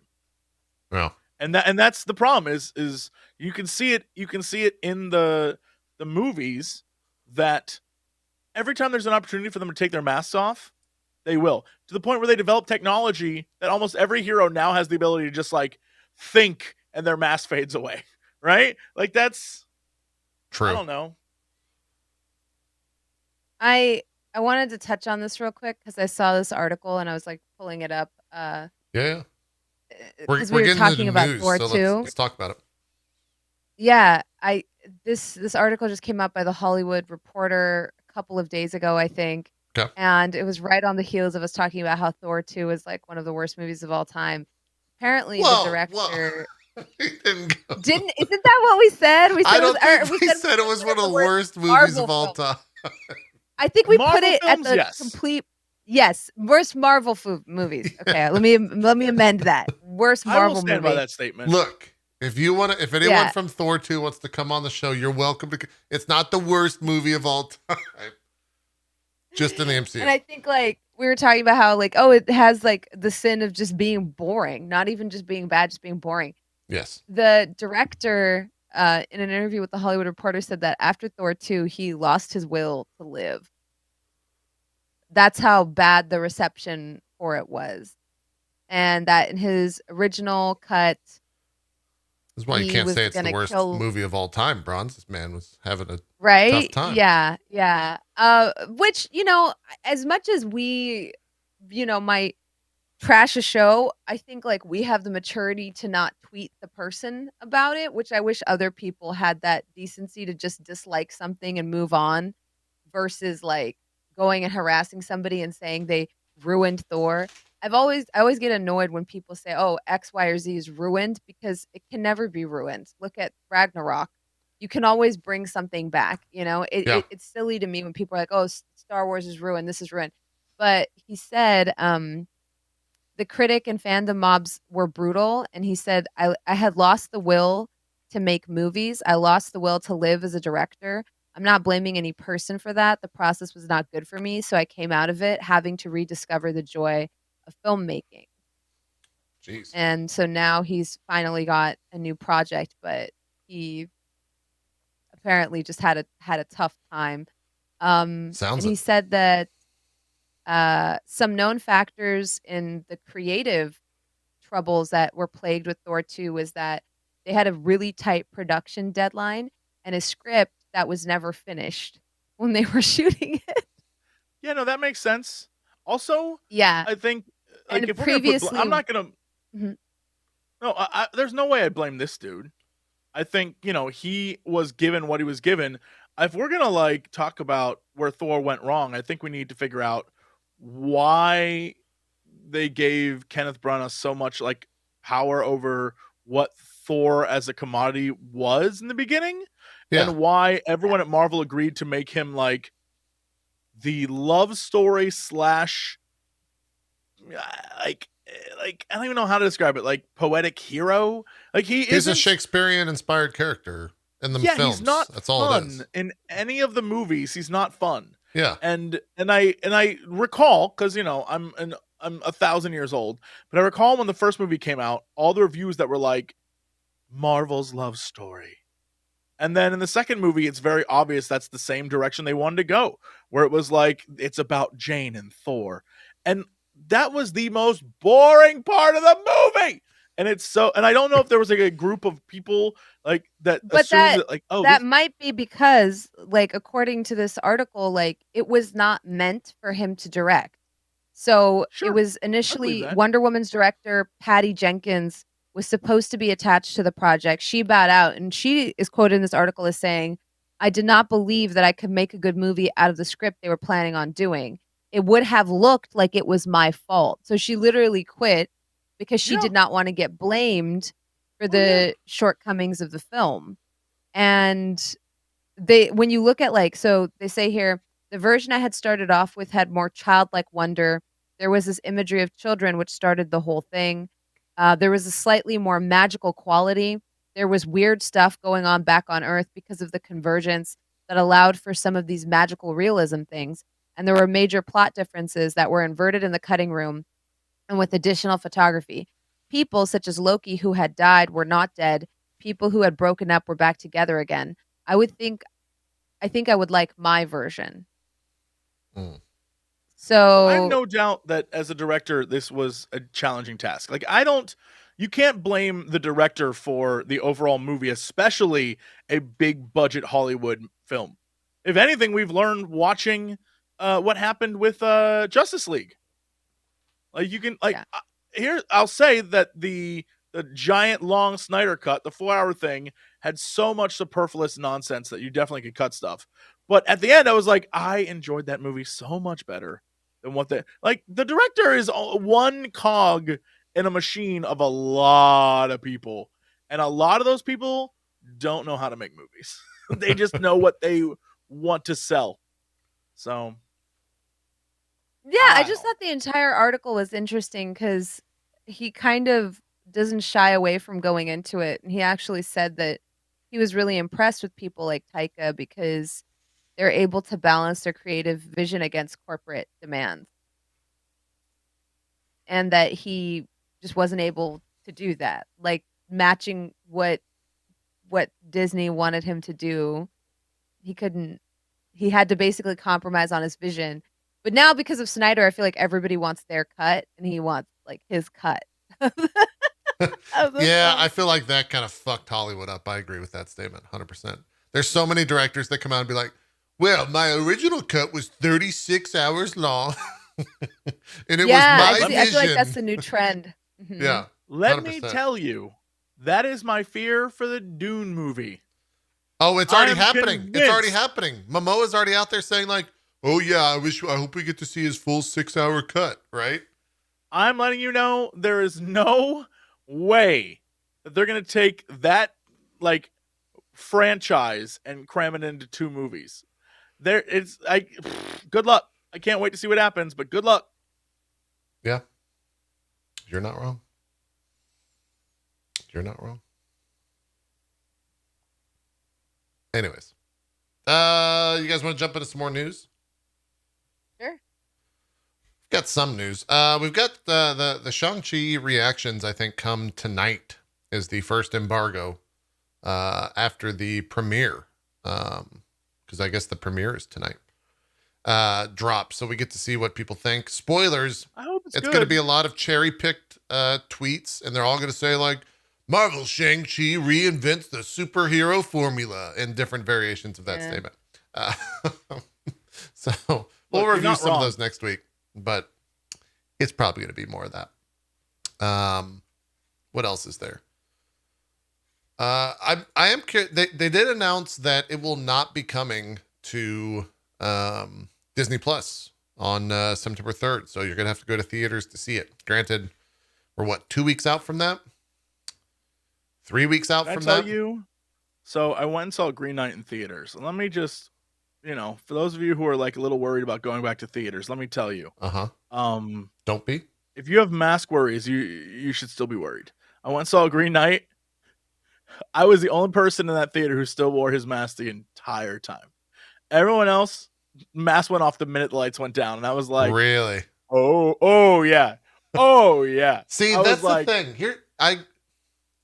If you can't trust people to not talk during the movie, how the fuck are you going to trust them to keep a mask on?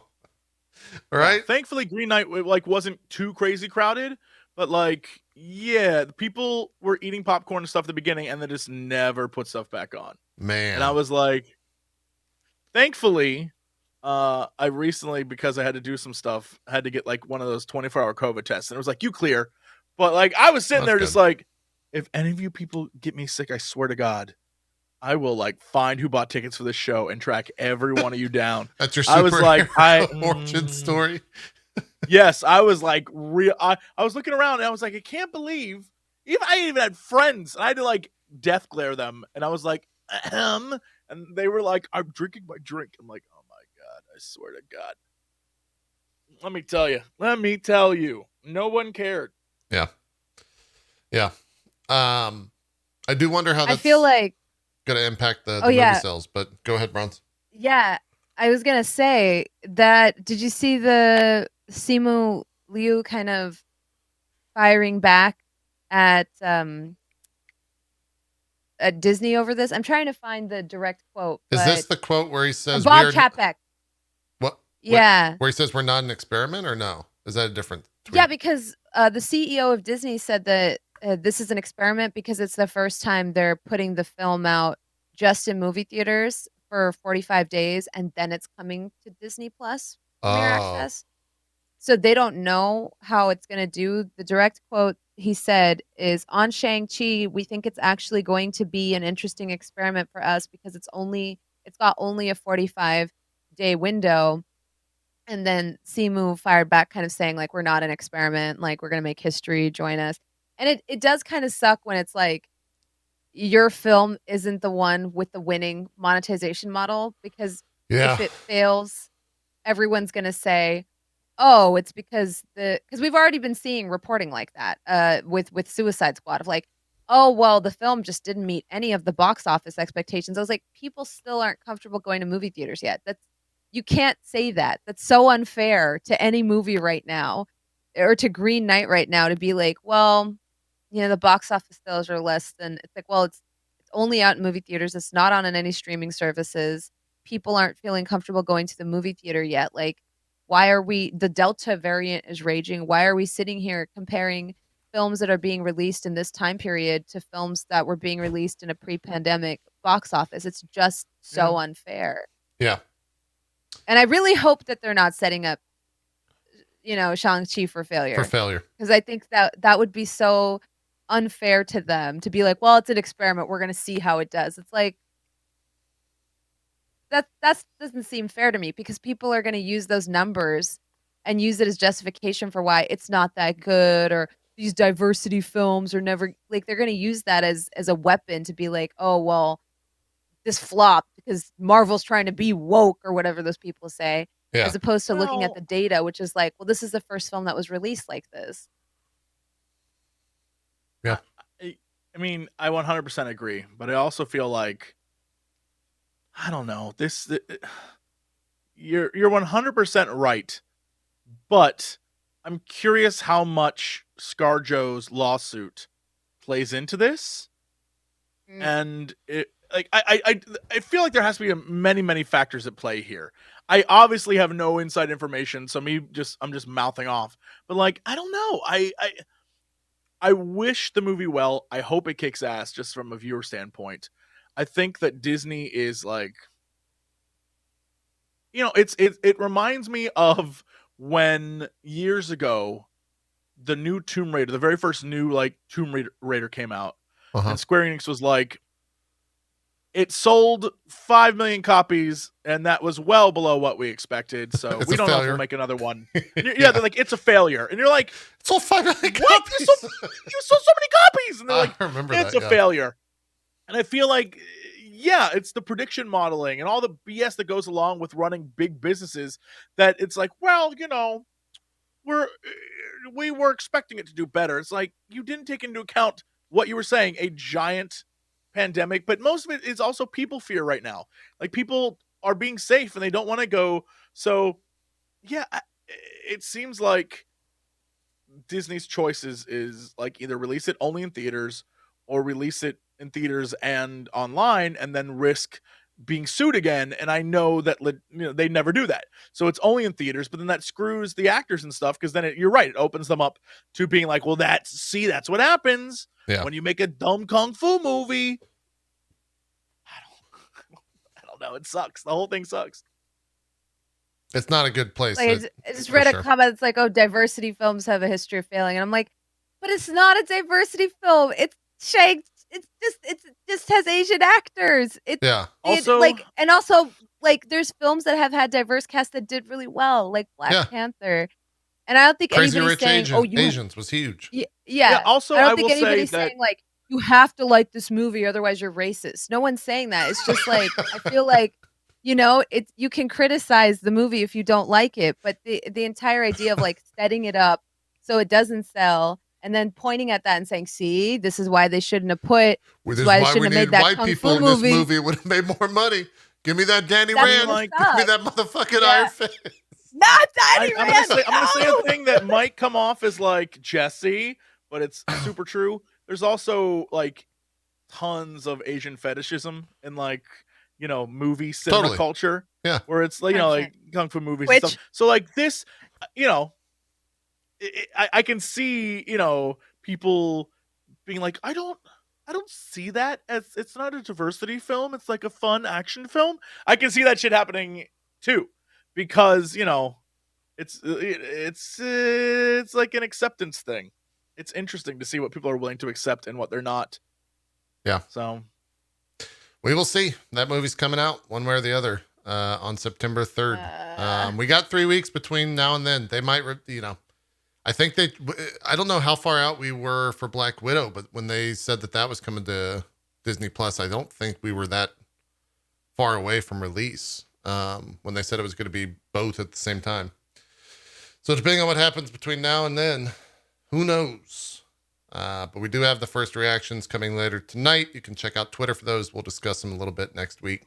Here's a fun story that I don't know if you two will have reverence for. Have either of you watched Agents of S.H.I.E.L.D. To completion? No. I only watched season 1. Okay. No. As someone who has, there are definitely characters in that show and actors in that show that are far and away the best parts of that show. 2 of them being Chloe Bennett, who recently left Powerpuff Girls, the CW live action series. Whoa. Are you telling me that Powerpuff Girls was so bad that Chloe Bennett had to leave? Well, here's why. She left due to, quote, scheduling conflicts. Yeah, I'd leave. So now, conflicts too. A lot of people Is believe that code for something better came along? I think so. Oh, hell yes. Because when Marvel calls, that might be something better, just in general. But a lot of people now believe that this is going to be her appearing in Secret Invasion, the upcoming Disney Plus series with Sam Jackson and a bunch of Skrulls. And now Elizabeth Henstridge, who plays a character in S.H.I.E.L.D., arguably one of the better characters in the show, recently said that she's in Atlanta filming, and there was a comment on Instagram asking if she was in the MCU, and she replied to it with a comment but smile emoji. So if that's all real, that could actually be real sick. She's definitely like Gemma Simmons' character in Agents of S.H.I.E.L.D. is like one of the best. And so if they're somehow getting back in there, I wonder how that's going to go from a canonical point of view. Don't do this to yourself. You know they're going to put them in there, and everyone's going to think they're the characters, and then she's going to be like, my name is Donna Johnson. And you're going to be let down. You're going to do this to yourself. You're going to be let down, and you know what's going to happen. She's going to be like Skrull 4. Don't do this to yourself. Don't do this to yourself, man. We pulled this one from a different multiverse. Yeah, don't do this. His name, yeah, she's going to be like, my name's Ralph. Don't do this. You don't do this to yourself. Ralph. Like, yes, I'm Ralph, and then, you know, but call me Mephisto, right? Like, you know. I mean, I definitely think she's in the show. I just don't know what her role is going to be in the show. Not the role you think. Not the Agent of S.H.I.E.L.D. Man, but that would be, it's fucking like 7 seasons worth of a character. Yeah, and it's not that character. They just brought her back to be in it because they hate you. Yeah. It's a real weird. I'm trying to think of the best way to pitch you on getting the two of you to actually watch Agents of S.H.I.E.L.D., but it's kind of hard to do that. It's such an absurd show. The final like 3 seasons of that show there's time travel, there's space, there's I mean, it's not this is funny saying this, but it's not necessarily a spoiler to say that Earth gets blown up and it gets cracked in two. Some like crazy shit happens in the show. It's not like episode to episode, I couldn't do. Like, it's the same reason why I can't watch Doctor Who. Like, it's just some of it is so. I'm like, this sucks. They go into the Matrix at one point for an entire season, and they flip the entire show on its head, and they're actually agents of Hydra. It's so gimmicky. I can't deal with it. It's very gimmicky. It's so and the thing is Ghost I know for Rider a fact, exists. like, I know for a fact, having seen some things, there's some really cool episodes and moments. Yeah. Again, just like Doctor Who, there's some really cool things every once in a while. Like, wow, that was great. But then there's also like, okay, this is what the hell is happening? I can't do it. I can't be invested in something like that. I can't do it to myself, JP. The Book of the Dead exists. Do they go to Hamanoptera? Oh, Connell! They actually do go to a temple like multiple times. You're on the wrong side of the river. It's a weird show. Benny, I've got the horses. Oh boy, Bronze. Aziz Light. Aziz Light. Look, that's a great movie. Now that's a movie I could watch 80,000 times. Oh yeah, that's right. Deathlock is in that show. He thanks you for your eyes. You're selling it, and somehow my wallet is still empty. Lady Sif shows up in a season, like season 2, maybe. Season 3, maybe. There's nothing you can do that's gonna sell me on this show. I don't know how to tell you this. Like, it is plagued by being what it is, and that is a CW show. It's an ABC show. Ooh, even worse. Yeah, no, I had to classify what it's even an worse. ABC show. Ooh, never mind. Even worse. It is without an ABC show, without a doubt, an ABC show. It's rough. It's definitely rough. Oh, we also didn't talk about this. Venom 2 got delayed, guys. Venom. Isn't that the sound that Yoshi makes? Yeah, Venom. It's true. It's true. When did it get delayed to? It's delays its release just a month before the scheduled debut. It is now coming out October 15th. I wonder if they're going to shape the entire marketing for that movie now to be a Halloween movie. Yes, absolutely. They're going to do like Venom pumpkins and stuff. Oh, yeah, it's happening. You know that's happening. Or Carnage pumpkins. Like Carnage. Yeah, Carnage pumpkin, 100%. Yeah, yeah. Carnage candy. Ooh, Carnage corn. I'd eat that. Ooh, I would not. It's still candy corn, but candy corn. Trash. Where do we fall as a show? Candy corn, Bronze. We got one. I love it. We're 2 Democratic. We love candy corn. We love candy corn. Non-official sponsor of the MCU Crew. Yes. Yeah. Let's go. Let's hear it for candy corn. No one can trust anything we say anymore now. Now that we've come out as pro candy corn, everything else we say is nonsense. No one knows if they can trust us if we're going to lie about this. We're going to tell people to eat candy corn. We've lost the people's trust. What even is... I eat it on stream all the time. Is candy corn just like condensed sugar with food coloring? Like, what is candy corn? It's like honey. It's honey? It's like honey and wax. Yeah, pretty sure. Huh. I don't know I don't know why I said wax, but yeah, because of the texture. It's like honey. JP just described candy. I guess in a way I did. I guess you're right. That's just candy in general. Yeah. All right. If we're going to do this, circus peanuts, go. No. Do I have to have had them at a circus? No, but you know those peanuts that are not peanuts? They're in like the little things. Wait. Hold on, I'm Googling. Just like stale marshmallows, aren't they? Circus peanuts. But not really. All I'm saying is if you can like candy corn and not like those, we have a huge problem. To be honest, we have a huge problem. I know. I Googled those. I don't think I know what they are. I don't think I've ever actually had one. All I'm saying is we have got some weird taste issues. All right. This is all I need to know. This is the thing that matters to me. Watermelon Sour Patch Kids. Yes. All right, Bronze, you may live. JP? I mean, in a world where I enjoy any type of JP? Sour Patch Kids, sure. JP? Yeah, sure. It's watermelon's like probably generally a flavor that I would go for. Great. Okay, as long as we're on the same page.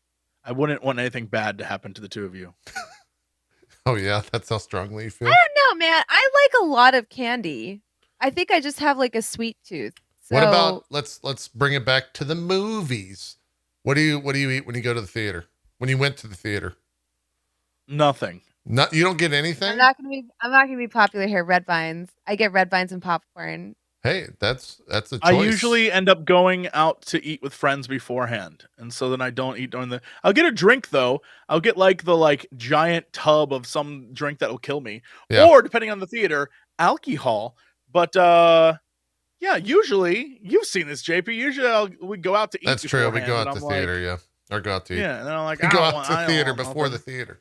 Yeah, yeah. Where did we go? Then, oh, that's right. We went out to fucking that steakhouse with Robbie. Yeah, that was good. Yeah, and yeah, I don't know. I'm not a big movie eat guy. We went and had that. As the Gordon Ramsay chef would say, Jesse. Where do we go? I don't remember the name of it. We had a specific type of beef. Do you remember? Oh, a great wagyu. Yeah. Yes. It was delicious.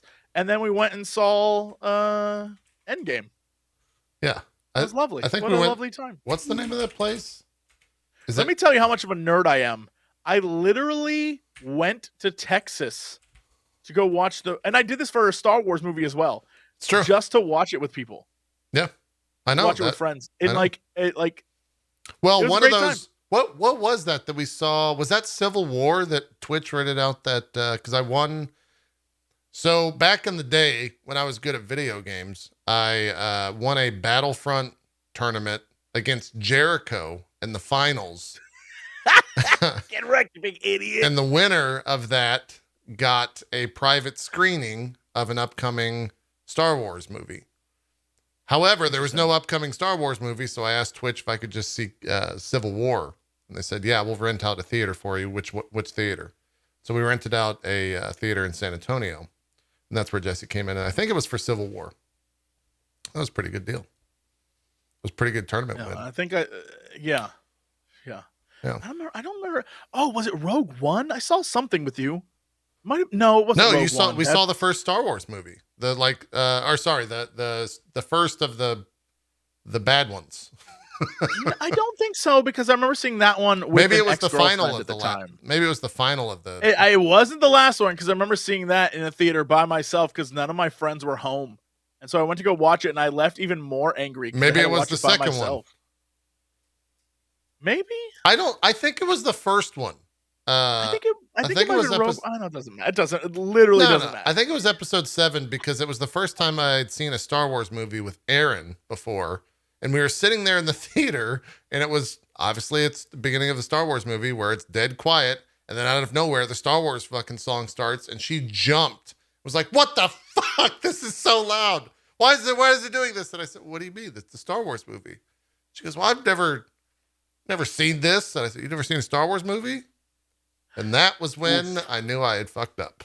Can I tell you something I realized while thinking about timelines? Oh, God. I've never made it through a complete trilogy with a single girlfriend. I was like, all right, so no, I definitely saw the first one with the girlfriend. And I was like, oh, wait, Lord of the Rings. Let's go. I saw the first one with the girlfriend. I did not make it to the end of that trilogy with the same girlfriend. What a weird classification. I realized that every trilogy of films I've ever seen, I've started with one girlfriend and never made it to the end. I've never made it that 3-year span. And I want to let everyone know that's a problem. That's not good. That's not good. Well, I mean, it's actually fine because that means that you didn't find the right one yet. You know, you got to think. I have on numerous occasions bought tickets for the two of us and then not made it to that movie, and then I bought tickets and then didn't make it to that film. Yeah. Oh. Cheers, everyone.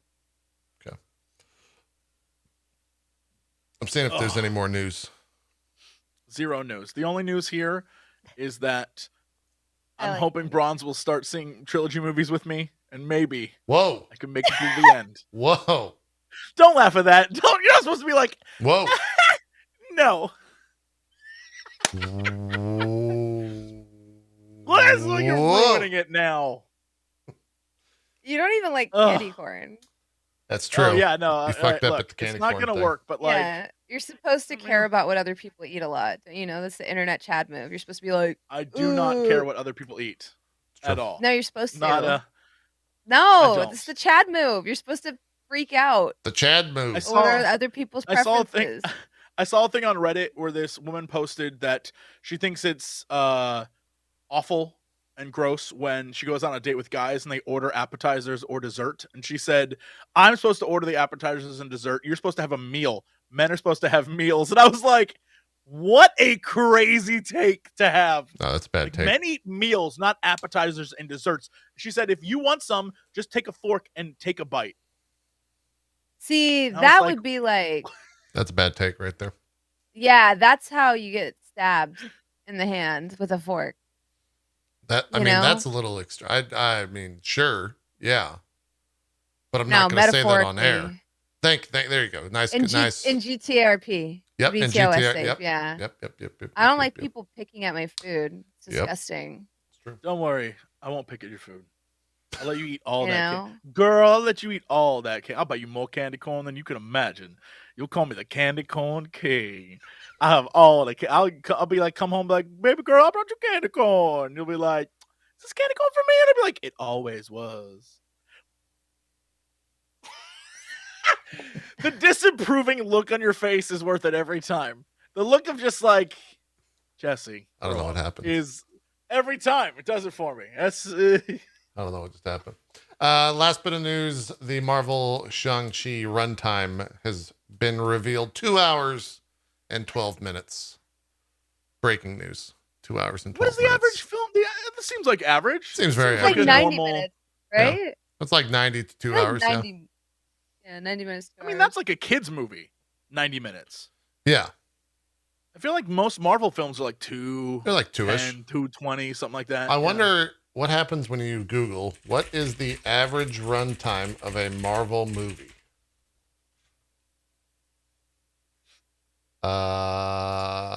Nope, that's not necessarily. No, I don't think anyone's truly ever cared. Most of them are around 2 hours, pretty much. Yeah. Avengers Infinity War. God, that movie's 2 hours and 40 minutes long. Yeah. I didn't know that. Most animated films, like for kids, are like 83 minutes ish. Yeah. Because kids is dumb and they don't got big expansion brainiums and don't have attention for it. I gotta say, that's one thing I don't miss about Bollywood is for the longest time, I think it's a little bit better now. The average film length is 3 hours and there's always an intermission. That's what I remember when I grew up there was like every film is 2 hours or 3 hours. Sorry. Amazing. It's a long ass time. I think that sounds great. I would love to be able to after a big dance number, get up, stretch. You have a maybe then I'd buy popcorn. And they try to insert intermissions in movies where they don't have them because the intermission, so when I watched Harry Potter when I lived in India, they introduced a intermission in the film, even though there wasn't one because intermissions were such a big part of movie theater culture. I don't know if that's still a thing because obviously I haven't lived there for, when? Oh my God! When was the intermission? When was the intermission? Was it it was in a really bad spot? Ron, it was at a really bad spot. Sacrifice yourself, Ron. No, I've got to do it. Harry's the only one that can make. No, Ronald, you can't. And then intermission. Let's all go to the lobby. Let's all go to the lobby. Yeah. And the popcorn's dancing. Right? I feel like that's the best spot. Yeah. Don't know, it's super. Ron. They introduced it. I remember the movie where it stuck out the most. Do you guys remember a movie called Triple X? Yeah, with Vin Diesel. Yes. Yeah, one of the greatest films of our time. Yes.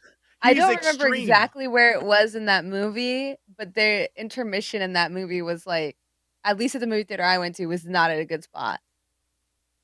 It was like really bad. Was it where Sam Jackson was like, "Listen here, bit," and it like cuts off and it's like, "Let's all go to the line." Was it like in the middle of a line, or what was the?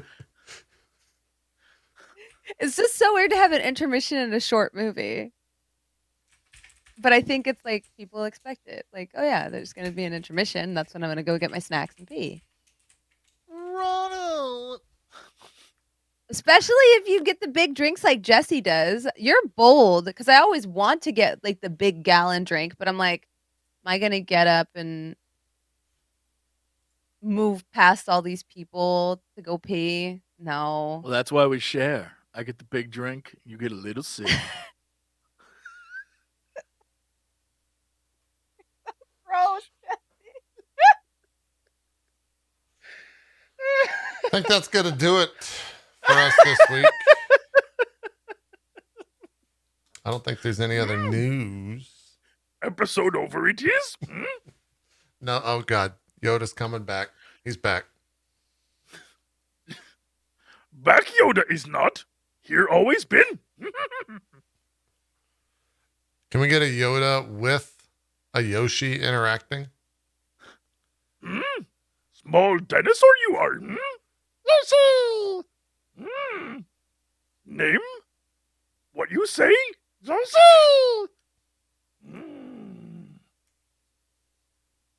Friend Mario? You are? Yoshi! Stupid this bit is. JP asked too much. No, An we're episode you shall. we're just because he writes him. yeah. We're building the MCU Crew An universe episode right here. you shall. This is, and then Mickey shows up. Now it's a Yoshi! Kingdom Hearts game. Oh no, Yoshi! Yes. That's not actually Yoda. That's Xehanort. Yep. You've got to defeat him. Yep. You thought you could defeat me, Mickey Mouse. I have transformed into Yoda, but I put an X in it, and its name is now Doxoy. I am Doxoy. That checks out. Daxoy. I am surprised that you know that much about Kingdom Hearts lore. Oh, trust me. I was in for 2 games and played the third one and was instantly out. So trust me when I say I know. I mean, the know. fact that you just spun that and you did the Organization 13 trick on the name, like that's impressive. Like the problem is I don't remember if that's a Heartless or the other one. It's an Organization 13 thing. No, but they have like an X, but then there's also like an X at the beginning. So there's Ansem, and then there's Zemnis. Correction, and then it's not an X with the thing. That's a key. Right. This is what look. That's how you This is pronounce what it. if could have been. Okay. You all are fools. This could have been, and then so anyway, he started blasting, and then Xehanort's like, "No, you'll never defeat me, Danny DeVito, as Iron Man." And then Mickey's like, "In your heart, Danny, I know there's light." And then he was like, "Yes!" And then Mario punches Xehanort in the face. Yep. You're welcome. We created a franchise, and you ruined it. Could have been good. Bronze, have you ever played Kingdom Hearts? I played some of the first one. Okay. It was the first. It was okay. The minute you realize Bronze is like the adult in the room is like real sad for me. She's like, I played some of the first one. It was like stupid. And you're like, yeah, oh no, I know it was stupid, but I. Oh yeah, no, it was about. Did you play the second one? Well, the reason I kind of like clocked out is because there's like 40 of them across different consoles. There is. And then they were consolidating them, but then they did like there's 11. 1.5, 2.5, and then they did like 2.7. Wait, you didn't play Kingdom Hearts 2.8 Dream Drop Distance under 11 squared X3 M6. Yeah, 7? and I was like, this is a freaking scam. This is a laundering scheme. I spent 36 over 5. 356 divided by 8 over 2 or something like that. I spent about 6 months of my Twitch career streaming every single Kingdom Hearts game, and then Kingdom Hearts 3 came out, and it was a complete letdown. Let me just say, I made it to Frozen and was out. I got to the Frozen level, and the minute it was the literal movie, I was like, I will never play this game again. Jesse, I 100%. I platinumed that game. Kingdom Hearts 3? Yeah. I value my time so much more than you. I 100% in I Kingdom think Hearts for 3. me, it's like for me the streaming experience has to be like a good one in order for me to like stick with it, even if I don't like the game. I have to be able to like riff on it a little bit. And there's some communities that are cool with it, but Kingdom Hearts is not one of those communities. There's like You games can make fun play. of certain aspects of it, but there are certain characters and things that are off limits. 100%. Yes. You are 100% correct. Yes, and if you point that out, there's like a lot of people, like a majority of people watching that are going to be like, "Oh my god, why are you even playing it then?" You know, and you're just like, "Ugh." And that's also why I never beat Dragon Age. Oh yeah. Because I started it. I really liked Mass Effect, and then I started Dragon Age, and I was like, "Gosh, this whole Fate area kind of sucks." And then I was like, "Gosh, this whole Crossroads or Underdark area is kind of like long. It's kind of a grind."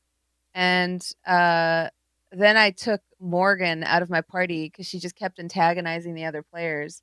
And people were like, "Oh, once you get past this part, it gets good. Once you get past this part, it gets good." And I was like, "Y'all have been saying that for like 6 hours."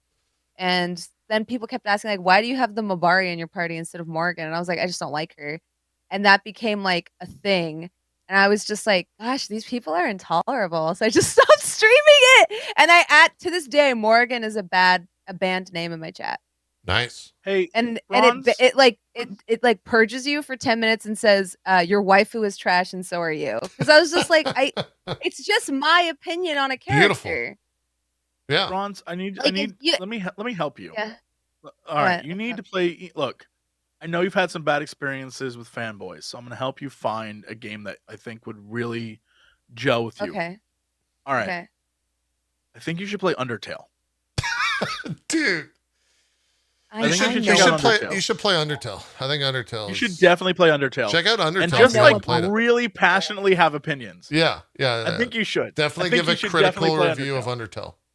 Yeah. You should like play it your own way and like not listen to anyone in chat. And if you have opinions on characters, loudly state them.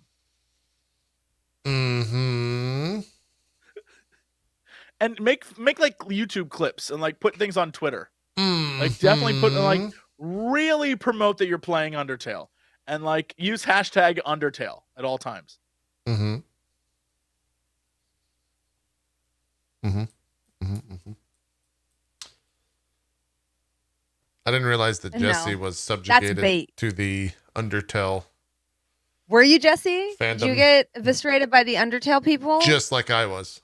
No. I played it early and I said what I thought of it and I was like, it's fine. It's a fine game. But like, I'm not in like... You know what's weird is not every fandom is like that. Because I know some people are going to be like, well, no, you're wrong. You've been in the wrong fandoms.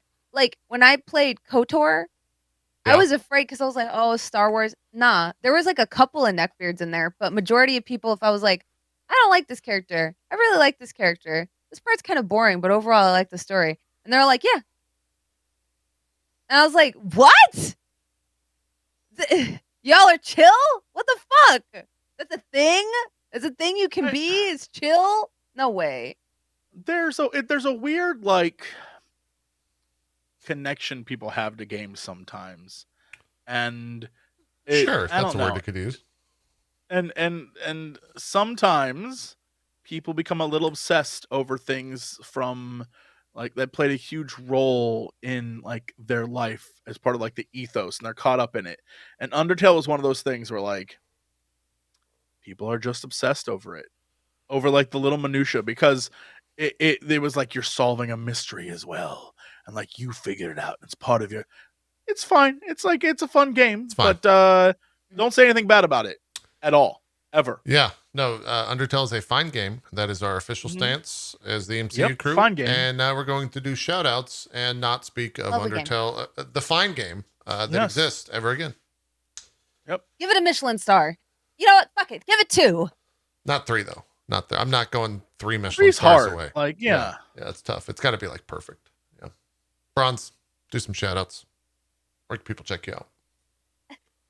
Hi, hello. I'm that bronze girl.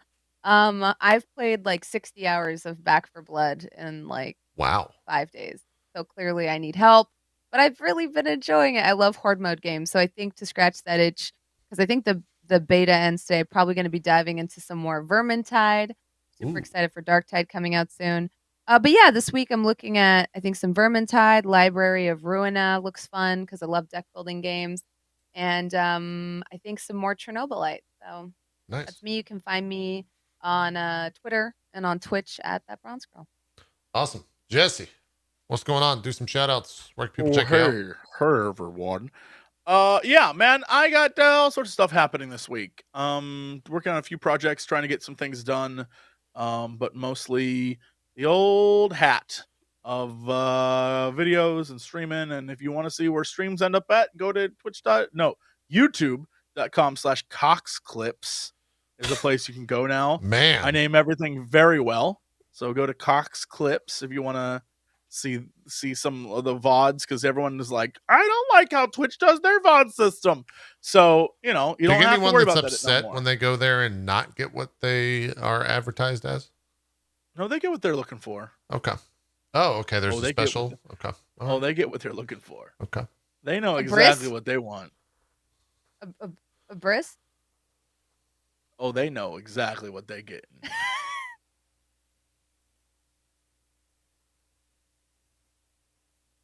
I was going to do shout outs, but I think I'm just going to end the show. I think I'm just getting out of here. I think we're just done. We'll be back next week. We'll talk more What If, the T'Challa episode on Wednesday. And then maybe talk about those previews of Shang-Chi. Jesse is now a bobblehead for life. He's been cursed. This is his role. And Bronze is just hiding off screen. She doesn't want to be clipped anymore. She's done. Thank you guys for watching. We'll see you next week for the best 1 hour podcast every single week on the MCU.